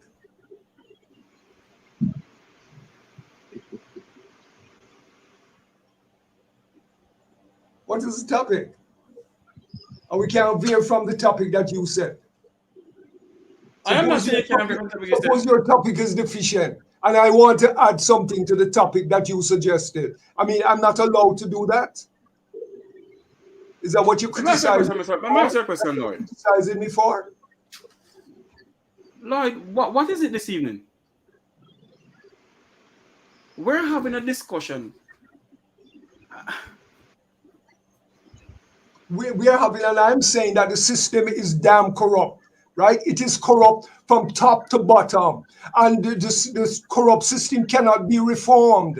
And so therefore we have to have the kind of dialogue with the people that we need fundamental change of a corrupt system, right? It's not only corrupt, but the social inequality between rich and poor cannot be reformed either, right? It cannot be reformed. You can preach till kingdom come. They are committed to the private sector who are not paying their taxes. They pay a little bit of money and they play games with the people and they go there and take photo opportunities and give out a little philanthropy here and there, and they exploit the system, right? From proven to the whole of them, and they do that, and they pay for the politicians, and the politicians are in their pockets, and that is what is going on. If you do any research about the Companies Act and the charities and the political foundation, you realize that they exploit the system like crazy. Andrew Holness have offshore companies, and he back and forth. When he wants, he let go. He was the same thing with Mark Golding. All of them. You have some of the richest parliamentarians inside there right now, right? And they're friends with Michael Lee Chin, who's a billionaire, a US billionaire, right? And then they hug up and kiss up each other and say, boy, we haven't increased the taxes and we are reducing the debt. And when you reduce the debt, what you do is you stop social spending. And so therefore, the schools are underfunded, and the healthcare system is underfunded. There's no land for the landless, and all these kind of things. So we have to, don't get trapped in this parliamentary business, man. Let's talk about social and economic changes that are the foundation of this corrupt and violent system that we live under. That's all I'm saying.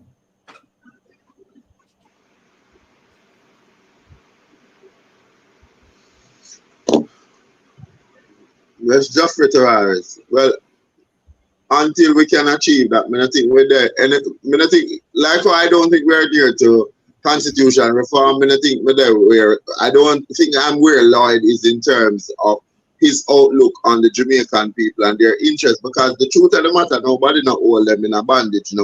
Mentally, me might be trapped, but nobody know hold us in a bandage. To get up and to say, all right, I don't agree with how this is going, and I would like to move that this be struck down from the law and this be improved so that it gives the citizens better participation.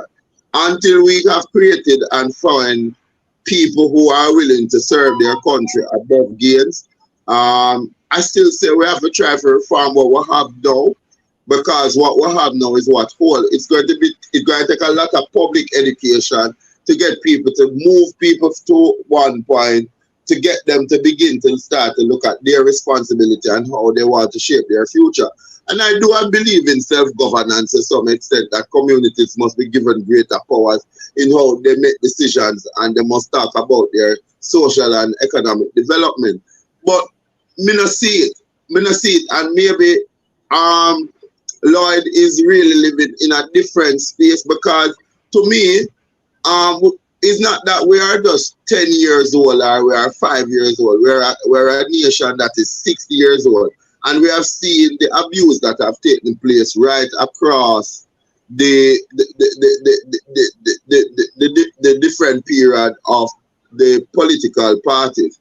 And to me, it is people who have to get up and rise up against the powers that be and basically speak their truth. So if it means that we have to increase the amount of voices through the system that they have created, and as bankrupt as they are, that is what we have to work with now.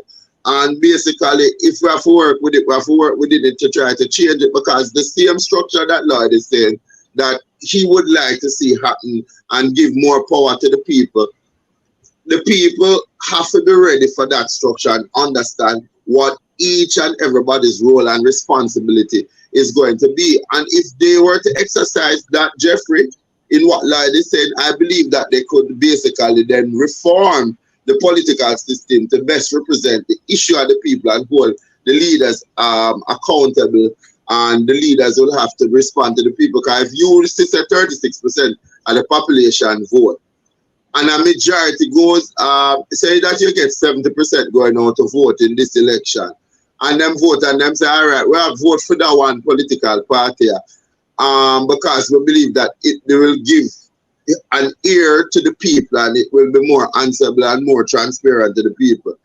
Then the other political party will have to go dress up themselves. But in the meantime, we want to know where we're going to source the resources and where we're going to find the people who are going to bring about this change that my brethren are talking about. I would like to see change. I don't necessarily want a parliamentary system, but at this time, I have to deal with the reality that faces me. The next election will be called in the next 2 years, and the people will have to go out and vote. And if the people were so empowered to take this, to take matters into them hands and start to work to change it, then how much more will they have to do to us before we get up? Because it's only me and Lloyd and a few other people. That's why I'm not going to disrespect the brother. Right? I'm not going to disrespect the brother. Only few of us are echoing for this change. The majority of people have become so contented because they have been beaten by the very system that is there to include them. And if you think allow me to tell, look on them state board there. Them not include the ordinary people in the decision making process. They are only used for voting purposes. Let me ask something here. Could I just ask something here? Sorry, if I could just it was very quick. I hope I didn't take up too much of Lloyd's time. No. Let me just say something in response. Two things that inspires me, right? One of them is the preamble to America becoming declaring its independence. And it talks about the people are created equal and they have the right to life, liberty, and the pursuit of happiness. And the governments are authorized, deriving their powers from the people, the consent of the people, to provide them justice. And they said, whenever any form of government, including the present one, becomes destructive of these ends, it is the right of the people to alter or abolish it and institute a new government laying its foundation on such principles.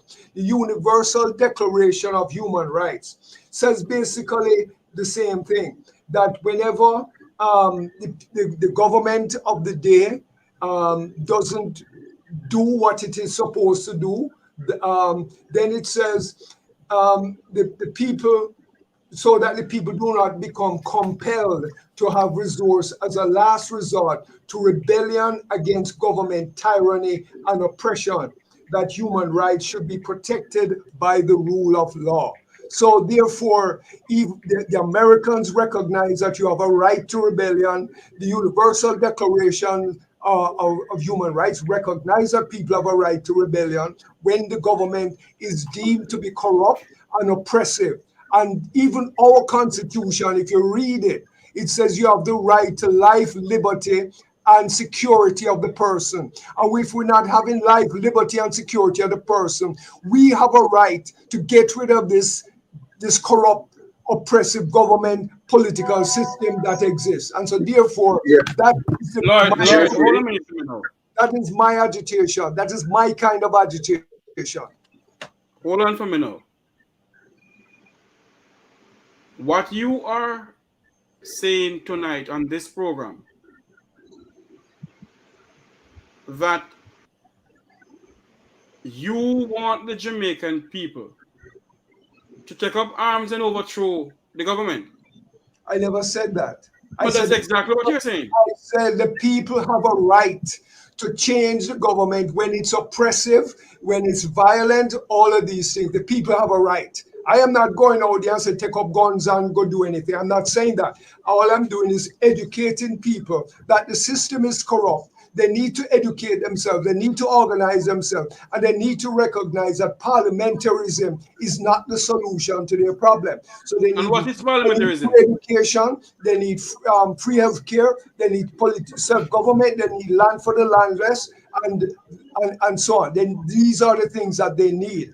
And they must advocate for it and never compromise with the political leaders if they are not able to grant them these things. And so therefore they can become now to politically organize themselves so that one day when the time is right, they can say, we don't know, we don't want to know anymore, we are going to set up our own system. That is so okay. the base Okay, of let my me ask you something. agitation. Let me ask you something. You believe that since the whole thing of parliamentarism, according to you, you believe that if a new system is set up, there won't be any corruption in it? I am saying that we No. will Mr. Aguilar, is a yes or a no, sir? we will never deal with corruption unless we get rid of class differences and the power that the ruling class has over the people. And so therefore, that is how we are going to deal with it. And if we fight to change that, then even we now will understand that we don't have to be corrupt because we are free healthcare, we are free education, we are equal, we're not having nobody beat up nobody and kill nobody because you're So poor. you believe, That is how you will deal with corruption. You believe that if we have all these free things and free this and free that, the great American have no free healthcare. So what is your point? So you believe that if we have all these free this and free that, the Yes. whole system will be better off? Much better off. Much what way? qualitatively. What do you mean in what way? If you have an education, then you are not deficient in your intellectual abilities, in your employment abilities, that you're not deficient, that you can't read and you can't write. So therefore, somebody wants a worker who can read and write. So therefore, they will give you a job. That is very, very important. And a lot of people are academically and literally deficient because of what goes on in the education system, and so they can't get no job, right? Not only do we have employed people according to the statistics, but we have people who are outside the employment system who not looking for no work anymore in the formal system because they can't get no job. They not no degree, no paper, no nothing. Even to the point where Holness is now saying that he wants to import labor to come into Jamaica to deal with the deficiencies. But we have a high set of people who don't have no job, and we have people who are getting below minimum wage or a livable wage, etc., etc. Those are some very serious issues that need to be addressed. And we're not going to address them until the Matalans and the Issas and all the rich people start to pay their fair share of taxes. Because Lloyd, not you keep on repeating that same thing over and over. Yeah, I repeat it over and over. But no, Lloyd. Yeah, We need if you go on another radio station or any other station and they have a topic, Mr. Aguilar, you abide by their topics and you speak about the topic they have. So what I mustn't talk about inequalities and system. So I mustn't talk about that, right? Well, I'll tell you, that is why I'm not invited on a lot of programs, and that is why when I write my articles to the newspaper, they don't publish it, because this is what I focus on: social and political inequality. So if that makes you uncomfortable, you need to have respect. No, you need to have respect. CTM and TVJ, you're no different. Are you saying you're no different from them? Because you know what them things. Lloyd, stop your nonsense. All right, so Jeffrey, the topic that basically you are saying is that Jamaica is slowly moving towards the same a state like Haiti. I don't want to honestly say that's where we're going. I believe that again there is a lot of deficiency. I am delighted that the Jamaicans living outside of Jamaica is taking an interest in what is happening in their country and holding their governments accountable. I believe that if you guys continue to push along this line, where you find that we file more lawsuits against members of the government, because be it as it may, it's decades of people doing the same thing over and over, as Lloyd is saying, and nobody is held accountable. Now, I would want to believe that if we could, for instance, in the case against the current Minister of Foreign Affairs, if she could be held accountable for actions in which she has violated certain laws of Jamaica and is asked to demit office, I would like to see us put more pressure on bringing situation like that. Because you remember there was a time when government minister had a right check that bongs to pay off them gambling debt. Right? The government purse is not for you to use it at your will or fancy. It is really there to create better solution for the people. I agree that the education must go forth. Again, this is why I believe that it has to be you have to collaborate between the Jamaicans living outside of Jamaica and Jamaicans here to look at different things. So Lloyd is saying that if we could improve the quality of education to the Jamaican people, which will give them the basic skill to be able to think for themselves and not to wait until every 5 years when somebody wrap up a $5,000 in a, how much more $5,000 them have to wrap up in a t-shirt for give for sister not change. So it's almost like it's a relationship between the government and the people of Jamaica that is a slave or master thing. 75% of the publics are of your poor are needed to secure a political seat in the parliament. 1%, like they said, is not paying their fair share of taxes. And if you were to have fairness in terms of the tax system, and then you were to revive the tax system to allow that you can take away the loopholes that people can use, because people use the man will understand the line, him use it to him benefit and have to benefit himself. If we could see more people going, it's only Jack Smith me know in my lifetime that has sit in one of the political dynasty that went to prison. And some of the crimes that is committed against the citizens of Jamaica, they are so blatant. So in that regard, it can be a government of 63 people that continue to make the rest of us suffer. And it goes back to a point where you're going to talk about corrupt debt. You forgot to stand up in front of the Canadian people that want to talk about corrupt debt when you can't even, when you're asking the Prime Minister to give his financial statement for review to ensure that you can get a fair assessment. And to date, that can't go on. No, those are the things that you should basically, the people should rise up as the brethren. You violate, if you can't produce your financial statement, you have to leave.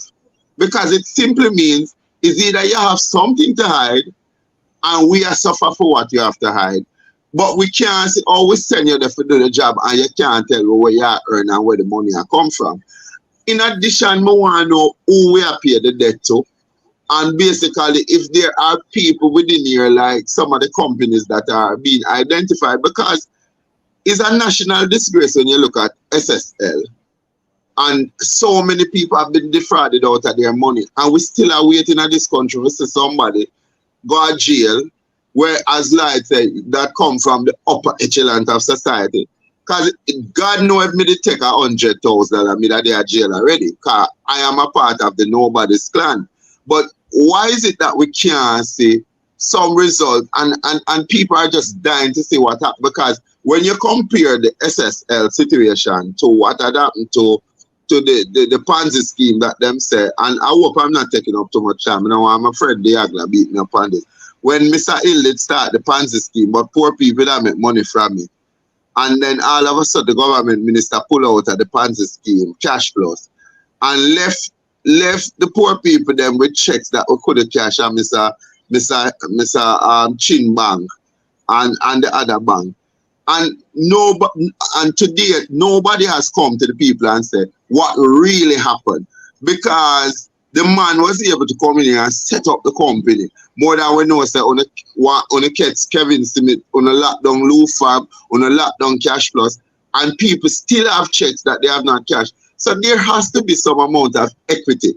Now, me believes that if you can get the people to rise up against the system of corruption that has held them back and has stopped their development, and people get up and speak truth to power, then me believe that is needed. And in that time, we need to inspire the people them to start believing in self-governance and to choose people from among themselves. Because my brethren say it in another forum, Lloyd say it in another forum. You must choose people from among you who best represent and who probably live in a community. So when you feel like you can't play with the people, them just come probably bond down on a little 2-bedroom and 4-bedroom houses, because at least they are accessible. So nobody can go up a church yard, nobody can go accessible. The truth of the matter that there has to be reform. But the people have to now understand that all of us in Jamaica and outside of Jamaica have to hold the government feet to the fire until we can get a better system, whether it is going to be coalition, every man throwing them out. But there has to be a system that carries the country forward. Because me can ask, like, where else in the world have we seen a system that works equitable for everybody? Where else in the world that the model that he's introducing, him can show me that it works? Because that to me now would give us a clearer picture of what is happening. Now to them here, another man said, if you look on the 9 happiest country in the world, I think Finland is at the top of it. And this is because them not have the level of oppression that them have. Them educate them people and them create better social service. So there are systems of government that can work that we must now look at, and we must be able to speak that into being the set. It's not that all is lost, but the Jamaican people have to play a firmer role in how decisions are made, and stop making people trick them every 5 years. And when them come at your gate, you have to run them. And when you write to them, you must make sure, say, at this way I defend. Somebody must be in the community that is organizing and getting feedback from people from left, right, and center, and feeding it into the system. So we know, so when you come with a manifesto, we already have the things that we consider to be priority and what needs to change. And we have to listen to the people, because the people them have a whole heap of voice, but them need to express it. Lloyd, I'll allow you to speak. Give me a minute there. I'll allow you to speak. We have a system in this country, you see, where Jamaicans don't vote on policies. They vote for their party and individuals. Jamaicans don't vote on a better KPH or a better Green Island Children, bottom and the children hospital. There you go. Or forget whether there's underperforming school and put everybody in a one system. Yeah. They don't vote on that. And that is a problem we have in this country. Lloyd, go ahead. Yeah, no, I was just going to say in response to what Luke is saying, that, we need to do so and so, but what is the model? Sometimes we can create the model ourselves. We see what is deficient, what is required. And just like how we have a Usain Bolt that goes out there and make a world record, and his world record has not been beaten ever since, right? And other Jamaican athletes that have gone out there. You have the Haitians who made the Haitian Revolution, which was the first successful slave revolution in the West, right? Since they set up slavery in this side of the world. And it's the same thing Chief Taki was a part of? Well, no, what's his name again? Not Chief Taki. No. Bookman. Bookman was a Oh, slave. okay, yes, That yes, was yes, part yes, of that. Bookman, yeah. yes. He was a Jamaican slave, and they deported him to Haiti. And he was a voodoo priest, etc. And he initiated the whole thing there, right? So what I'm saying is that the Haitians were able to say, well, listen, we're done with slavery. And they got up and they successfully overthrew slavery. Now, if you're going to say to me, then, boy, but, you know, things never work out so good, then we will use that same kind of argument to say, well, boy, since Toussaint Louverture and Dessalines didn't, you know, bring about the world that we would like, then we must just forget it because we can't. No, we can't have that kind of argument. So there is somebody who's not only going to overthrow slavery, but is going to overthrow slavery and bring about the kind of system that we really need. And we get the people together, we organize them, we educate them, and we are going to be the leaders going forward, that generations to come, they're going to say, boy, Luke George was one of the men them who was out there making the revolution, and we're going to make him into a national hero. That is the way you got to look at it, you understand? Rather than focus on the deficiencies, you focus on the positives, and you say, well, regardless, like Sam Sharp says, I don't care if you don't kill me. I'm not going to live as a slave anymore. And I believe that that is the kind of attitude we must all take. We must make a decision that the system cannot be reformed. It cannot be reformed, no matter how you try it, right? It can't be reformed, and it has to be radically changed. I'm not saying that we're going to go out there and say, boy, take up your gun and start do that. I'm not saying that's just what we're doing, but we have to educate and we have to organize, and we do it patiently, and over a period of time, we will see the success of what it is that we are doing. And as far as I'm personally concerned, no matter what inquiry them kick me out of, what radio station them fire me from, or whatever else it is, I will never stop arguing for the point that I'm arguing. Okay? And even if Jeffrey don't invite me back again, Listen now to me. stop me. Hello, listen to me. You and I share board at our house in Mona, in Kingston, Jamaica. So don't bother with that nonsense. I would invite you back. I would always Right. invite you back. No, and look here, I understand Lloyd's frustration, you know, because Jeffrey, for the ordinary youth like me sitting here, look here, I wanna when me hear the passion in the voice of Jamaicans who love this country and want to see it, because there is something unique and very special about this country. It is broken, but it's extremely promising. It is sad that we allow a handful of bandits to really carry the country in the way it should. Because me I tell you, it's like the man them can't see the benefit of governing the country so that it works for its people. Its people. Look, Jamaicans abroad are frightful of coming back home because of the crime level. Them don't have them when them come to the unjust immigration services and customs. Them know say them are gonna get rip off big time.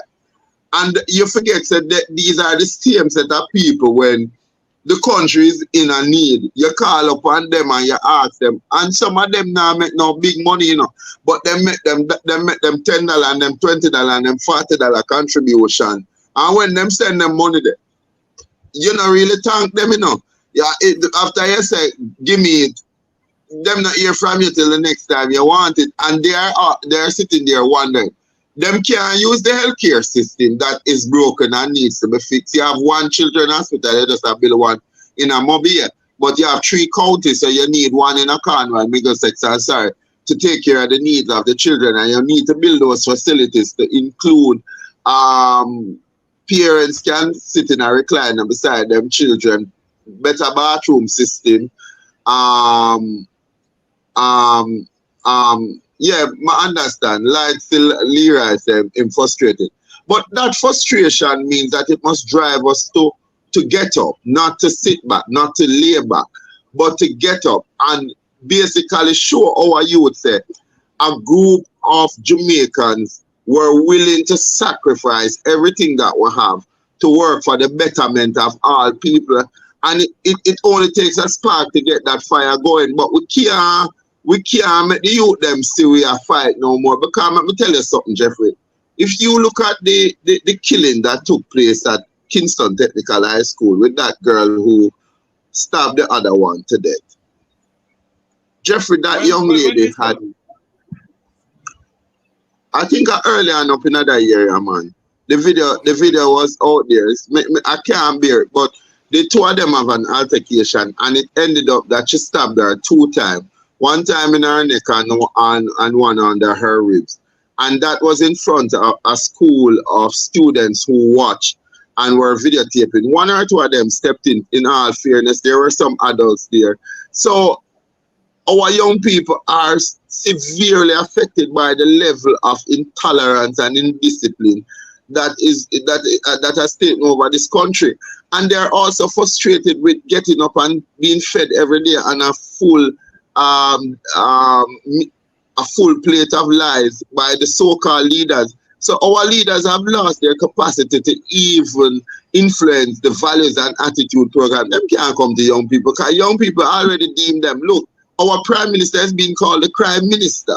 The crime minister come and you only hear them name that is supposed to be only you say the description of a Vibes Cartel, who is the Gaza boss and so forth. So him right up there in young people's mind as a man that is using badness to govern. And it is sending a damning message across that we soon can't talk to none of the young people them in this country. And as I've said, Vibes Cartel can raise an insurrection again. Vibes Cartel, you see me a lie that talk. You say Vibes go out there and start tell the man them say, the whole I want to take up on the 9 and start fight the state. Believe it or not, him have the power to do that. Because these young people believe that when he speaks, he's speaking on behalf of the poor and the dispossessed. And he understands the suffering that they are going through. It's not that we not understand the frustration, but we can't change. We have to be the change that we want to see. And therefore, we have to continue. Let me say something here. Lloyd, please, I beg you. Let me say something here. Yeah. I heard the CARICOM leaders saying something. Prime Minister Mayor Motley and Prime Minister Rolf Gonzalez, Comrade Rolf, said that the artists, they need to come together. They are the one who start the gangmanism and the gunmanism, gun tune and all those things. And I'm saying to myself, our Prime Minister, I don't know about in other Caribbean countries, our Prime Minister sit down in that audience and just nodding his head, yes, yes. When his party, the party that he led, that he's leading now, is a part of a political gang in this country. His party has the shower pass gang, have so much gang. These politicians allow the gangs to take over and have so much gun running around this country. And now they can't talk to nearly Dan or nobody. And the Prime Minister of Jamaica sit down in CARICOM, at the CARICOM meeting in Trinidad, and nothing is in agreement. Yes, you have some artists that sing, put the AK over the wall and over the anarchy and damn nonsense. But the political elites of this country, Jamaica, they start the danmanism, they start the gangmanism, they start the gun running in this country. The 2 political parties in this country started it. So when you have these people now who are bankrupt, termite, near out their brain, having meetings after meetings to try and solve the crime situation in the Caribbean, and there's something wrong with them. Well, I am going to have to wrap up here. Where they run they go? Boy, I have a whole for things on my slate. But let me just say this. That is one of the reasons why we'll be having our public meeting tomorrow at 1 o'clock at 22 Barbican Road. Mr. Luke George Coke will be one of the presenters there as well. And we're going So to why is talk. it that why is it you can't have this thing live? Well, I'm hoping that it will be live tomorrow. To be honest with you, it's just When the that show is there's finished, a when the show is technical. finished, when the Yeah. show is finished, don't come off. We're gonna talk something. Don't show us what we're gonna talk something. Okay. Yeah. So I'm going to see if we can do it live tomorrow as well. I'm not absolutely sure he's going to do it. But as I said before, last time we had a meeting on state corruption, and we're going to continue tomorrow with state corruption. But we're also going to talk about the upcoming Republic um, referendum, and we will get different positions from people in terms of how they see it and so on. The ultimate objective is that the people who are there will be able to find some common ground in which they can work together, and we can work together against corruption, and we can work against what I see as this fake republic that they're planning. And I am very much for a boycott of this referendum. I was having a conversation with Peter Espute recently, or an email exchange, and he was saying, "Well, Lloyd, I am calling for a no vote against the going to republic." Well, no vote is good, but because the PNP and the JLP are agreed on a republic, a no vote is really not going to do it either. You understand? So I'm not saying that he should do a no vote. Lloyd, and Yeah, I'm cutting you, and I don't want to cut you. yeah, What I'm saying is this: the two political parties talking about republic. Does the yeah. people of Jamaica want to go republic? Well, I saw on TV the other day that they were asking some people, so you want to change Jamaica from Jamaica to the Republic of Jamaica? And the people them said, no, we don't want no Republic of Jamaica. Just make it remain Jamaica. So I think there is some And and and and and, and, and insinuation here. And Yeah, that is why I asked the question on my program many times. If we go republic, is it going to solve Jamaica's social and economic problem? Is it going to solve it? Is it going to pay off Jamaica's $2 trillion debt? Is it going to absolutely not. solve the people who don't have any houses? People, Absolutely the not. 2 million people who doesn't have food to eat? That's why, Jeffrey, our demand is for free education, free healthcare, etc., etc., etc., because that is more important than whether we remain a monarch in the monarchy, or whether we become a corrupt republic. Because that is what is going to happen. We're going to become a corrupt republic, and we're going to have a corrupt president. No matter whether he's an executive president or he's administrative or ceremonial president, whatever it is, it's going to be the same thing. So until we really attack corruption, the root of it, and try to change it, it makes no difference whatsoever whether we remain part of the monarchy or whether we become a republic. But the point is that given that an opportunity has now been created where we can have dialogue about this republic transition that they're trying to make, we can say, well, explain what the shortcomings and the deficiencies of a republic is and what is required, so we can have a dialogue with the people. We won't be preaching to them. It will be a kind of conversation they will understand in a concrete way.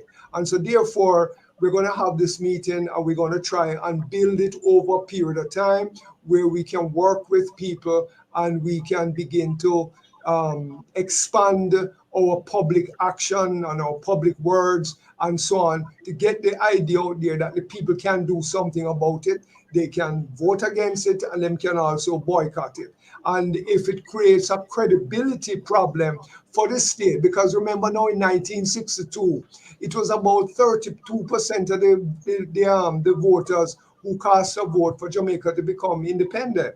It wasn't a large set of people who went out there and vote. So therefore, if the people, like they did in the last election, only 30% voted, and we go back out there again and hopefully even less than that vote, then I believe that a credibility problem has been created, and it's up to us to work together to exploit that, to expose it, and to bring about the changes that we would like to see. So that is essentially my position And you know, whenever you have me back on again, if you have me back on, I will be able to tell I will be able to tell the people what we accomplished at this meeting and where we are likely to go. I wanted to have a program where we deal about constitution reform and other things, and to enlighten our people on the meaning of a constitution and the referendum and all those shibangarang. Because I'm asking the question, and maybe I am wrong, maybe I come from an old school or what, I don't know, but I keep on asking. They're pushing republic down our throat to get rid of the monarch because the monarch keep us under slavery and all kind of shibangarang. And I keep on But saying it's the two political party. Hold on, look.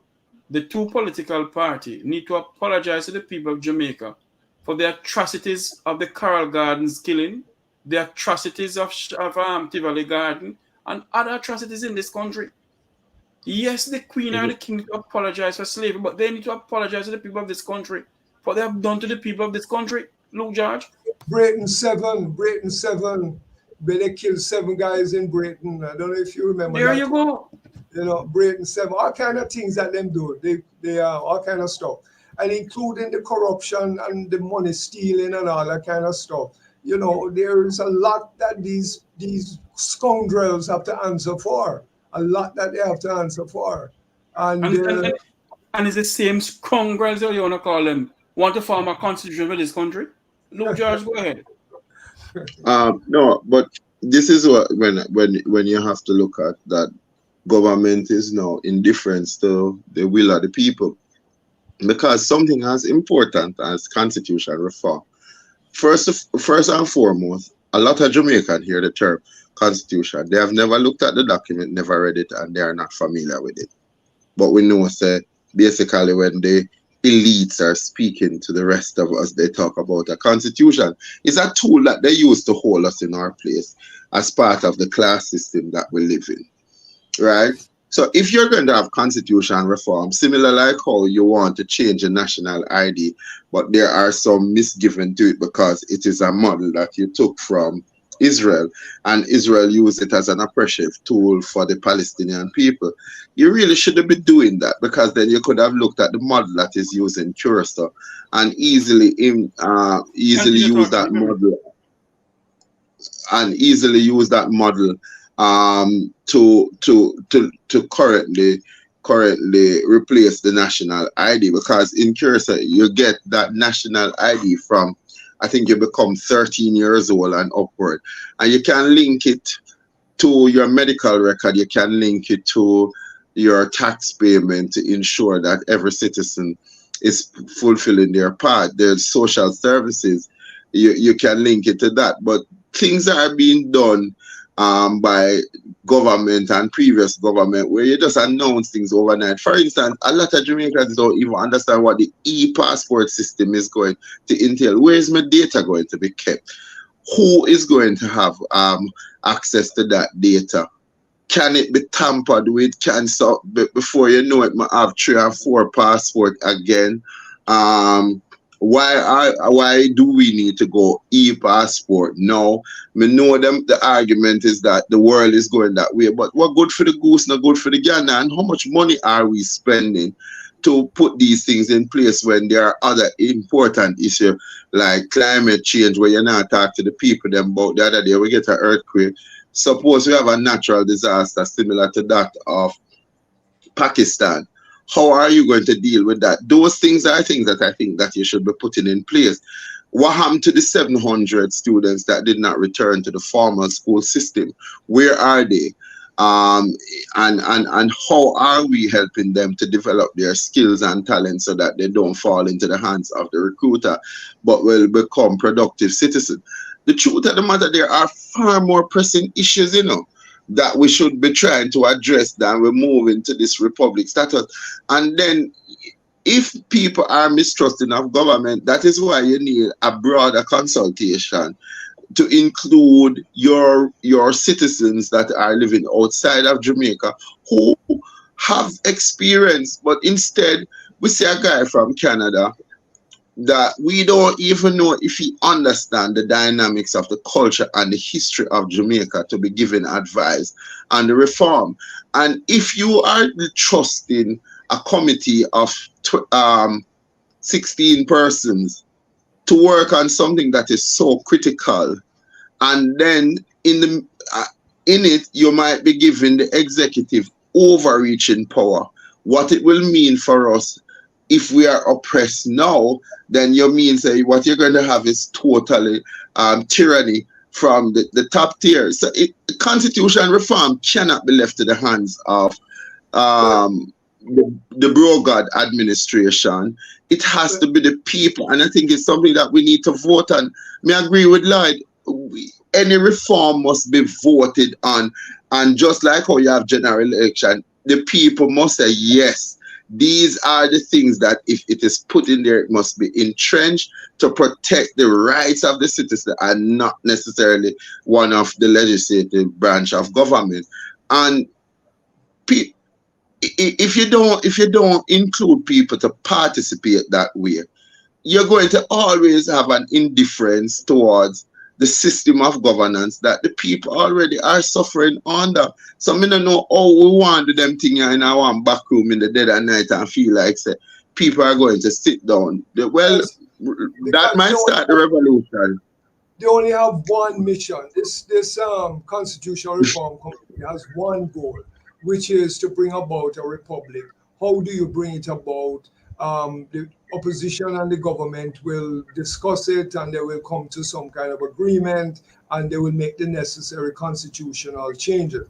It is we, the people, who are using this opportunity to say, well, listen, there are deficiencies in the Constitution, and this is the moment to make these changes. But they are making it quite plain that they have no intention of doing anything other than making sure that we can constitutionally move towards a republic.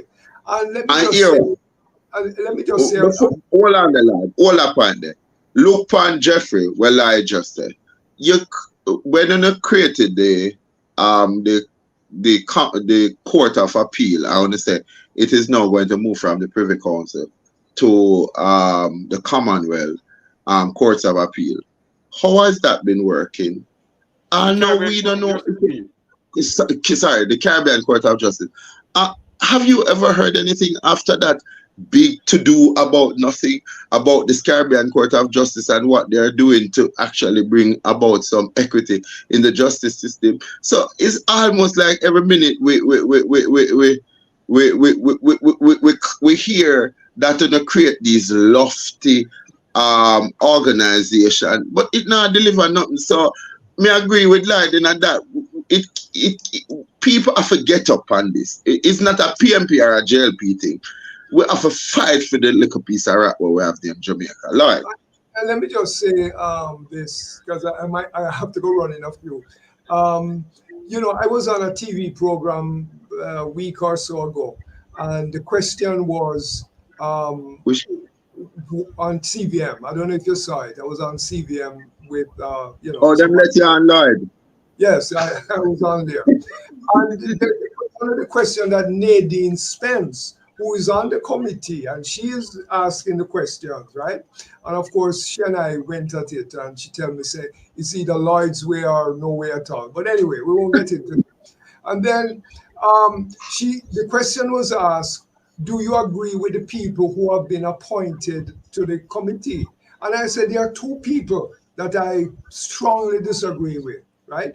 One is Marlene Malahou Fort, who, as the Attorney General, she went before Parliament to bring about a government law, legislation, whatever it was. And she said that in order to bring that law about, she is prepared to abridge, infringe, and abrogate our constitutional rights.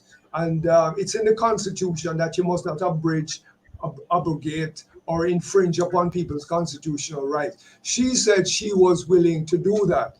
And as far as I'm concerned, that disqualifies her.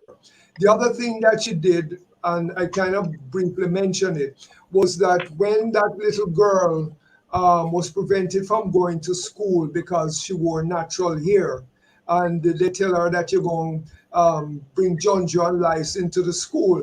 The Attorney General defended the school against a lawsuit that was brought by the child's parents. So what it means is that Marlene Malahoo is defending racism because that was a racist policy. And so therefore, as far as I'm concerned, she's disqualified. The other person that is disqualified from my point of view is Rocky Mead. Rocky Mead was a senior officer in the Jamaica Defense Force during the 2010 Tivoli Gardens massacre. And he was a senior officer, and every day he would go in front of the media and tell all kind of lies about what was going on there. And he knew precisely what was happening. It looked like him and Holness is very close, and Holness has been trying to find him a job. As far as I'm concerned, he's disqualified. No, there have been some hints at this man from Canada who's on the thing, and people have been saying, well, he teaches at a university, but he's for abortion and he's for the gay rights. I don't have a problem with that. I believe I'm a human rights activist, and I believe that people have a right to their constitutional right, including their sexuality. And what you do in the privacy of your bedroom is your business. So I wouldn't disqualify him for that reason.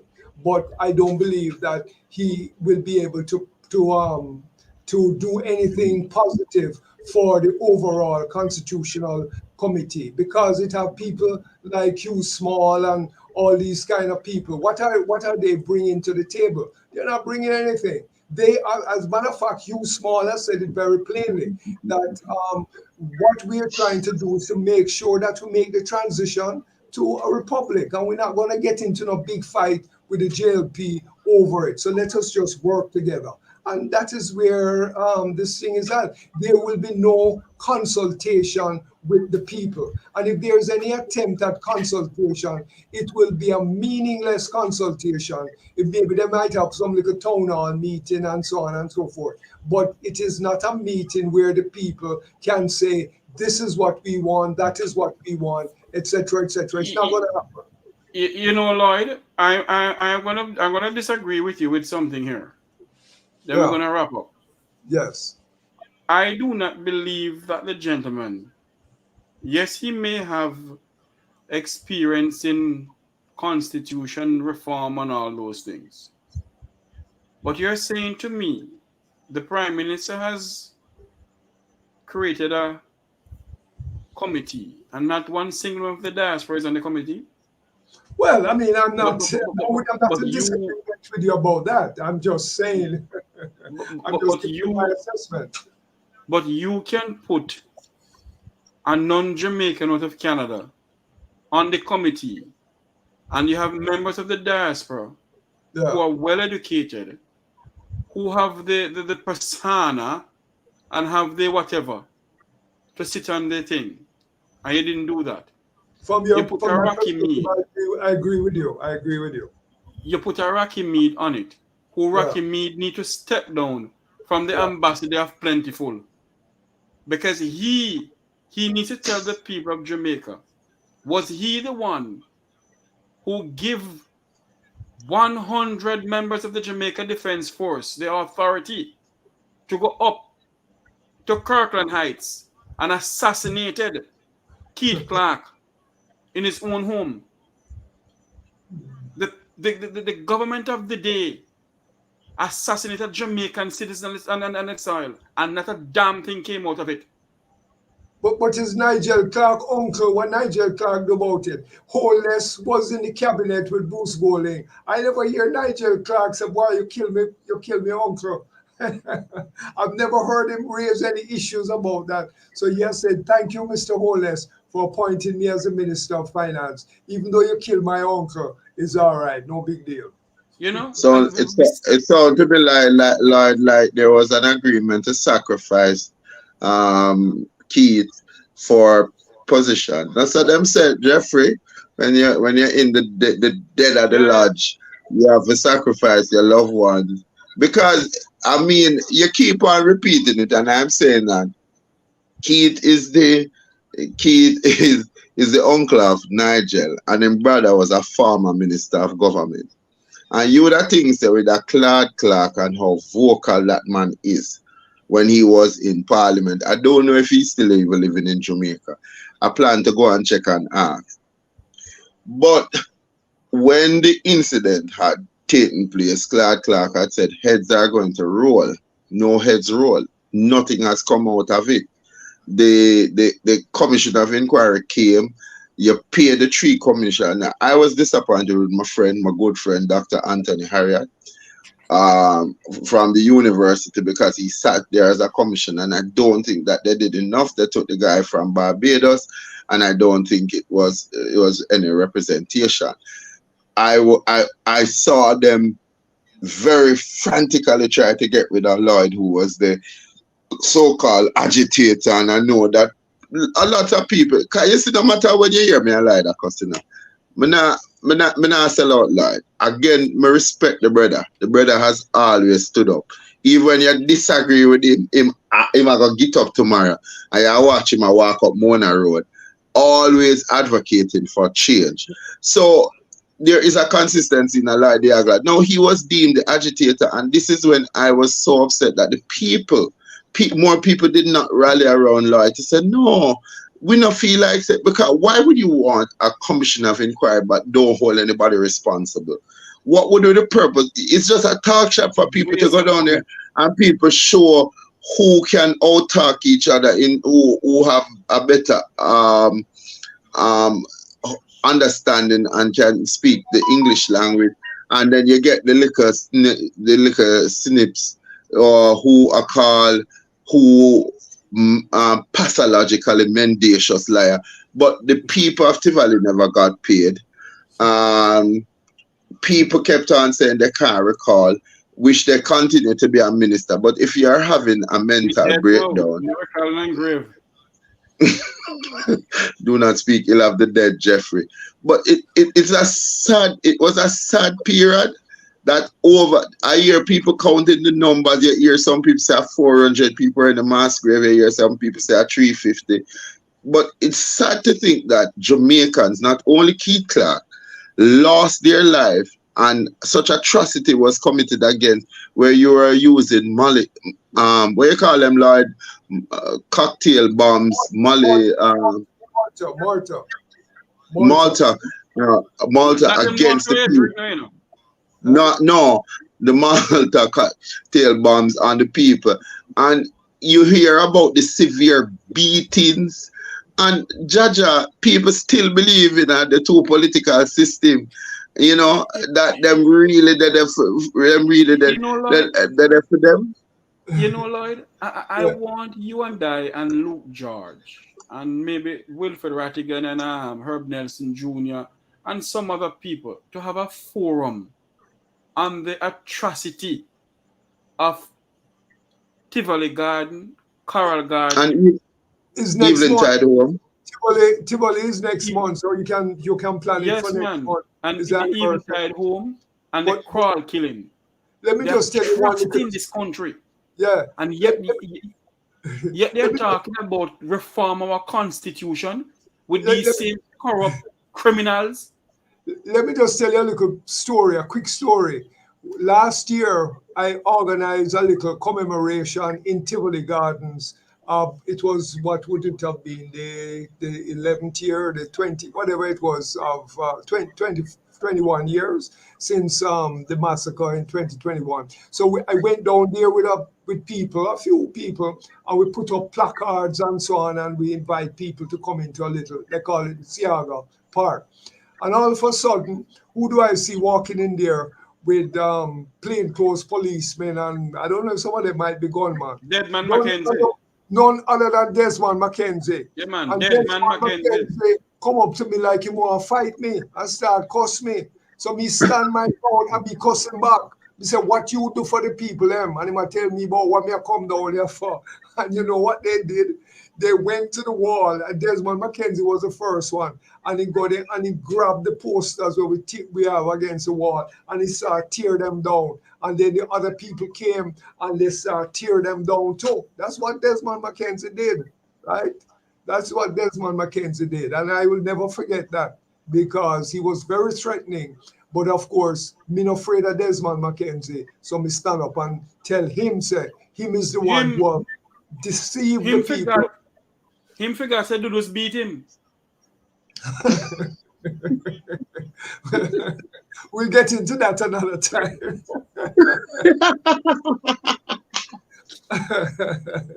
Anyway, Gentlemen, listen to me on the final words. Do not come off, Lloyd. I need to speak to you. Your final word, Luke George. Your final word, Jeffrey Lloyd McCann, Aguilar, and then this program. Jeffrey McCann, but with final words in the cup, me not think me ready for kick the bucket. You're not, But you're not, I mean, my and this closing program. remarks, Yes, uh, my closing remarks. closing, my closing remarks, empowerment of the people, conversation must be had, tied with actions, practical actions. We must continue to hold all leaders at every level, not just political, but private sector, public sector, church leaders and community leaders, including the NGO community that will take pure to sell out the people for 30 pieces of silver. We must hold everybody accountable. But faith without works is dead. Talk without action is just having a conversation. It's time that we start to have real, real programs that will impact people's life in a positive way, and we use those as tool of enlightenment to get people to begin to think about the importance of self-governance and to create in their mind that this self wellness, and that to include making decisions that are in the best interest of not only yourself but the community at large is very, very important if we're going to see a change in the society. and let me Lloyd. just say that tomorrow, if you're in Kingston or wherever you are in the country, 1 o'clock tomorrow, 22 Barbican Road, Chinese Cultural Association. We'll be having our public meeting there, sponsored by the People's Anti-Corruption Movement.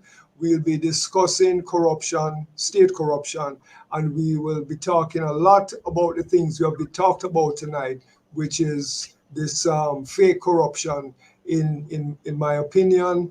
And just remind you that some of our demands is for free education, free health care, land for the landless, and we want community self-government. We want a $1 million minimum wage. We want a people's inquiry into state corruption. We want a forensic audit of the public debt so that we can cancel corrupt debt. And we also want to hold the Prime Minister, the Minister of National Security, and the Police Commissioner accountable for police extrajudicial killings. This must stop. So I will leave it at that. My closing remarks to my fellow Jamaicans. The time has come for us as a nation and as a people to rally around a single cause and a single purpose. Don't think that a Jeffrey Tavares, a Wilfred Radigan, a Luke George, a Lloyd Aguilar, a Herb Nelson Jr., a Wayne Lonesome, or whosoever, Andre Stevenson, or whosoever, is a PNP or a JLP. I personally, I know I'm not a PNP or a JLP. I'm a Jamaican, and I'm fighting for this piece of rock. I came here by labor pain, not by aeroplane, nor party pain, by labor pain. 9 livelong months my mother bore me in her womb. And we have to fight for this rock. Because if we don't fight for this piece of rock, I do not know what other Jamaica we're going to leave for our children. Until you hear my voice again, until you hear us on this program, whether we're talking about corrupt government, or we're talking about the atrocity of Tivoli Garden, the atrocity of the Eventide Home, Carroll Gardens, or whosoever, remember that we are Jamaicans and Jamaica come first for us. Remember to like, share, and subscribe to this YouTube channel. May God bless you. May God bless Jamaica land we love.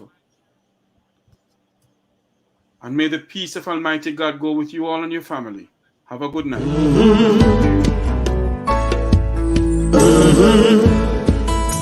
When the game gets rough and this life just seems so tough, make we talk, my people, make we talk.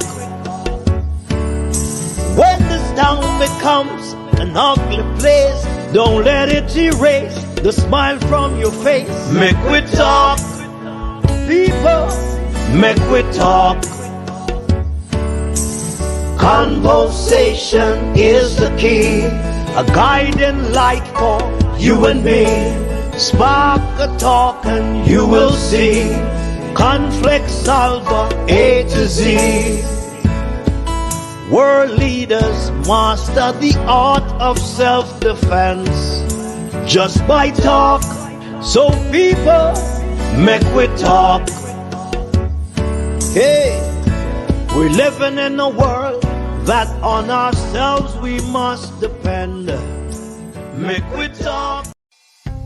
Do you need graphic design services? Or maybe you need branding for your business? How about multimedia production services? Contact Browns Media and Graphics at 876-877-1870. Browns Media and Graphics, developing your ideas, creating your style.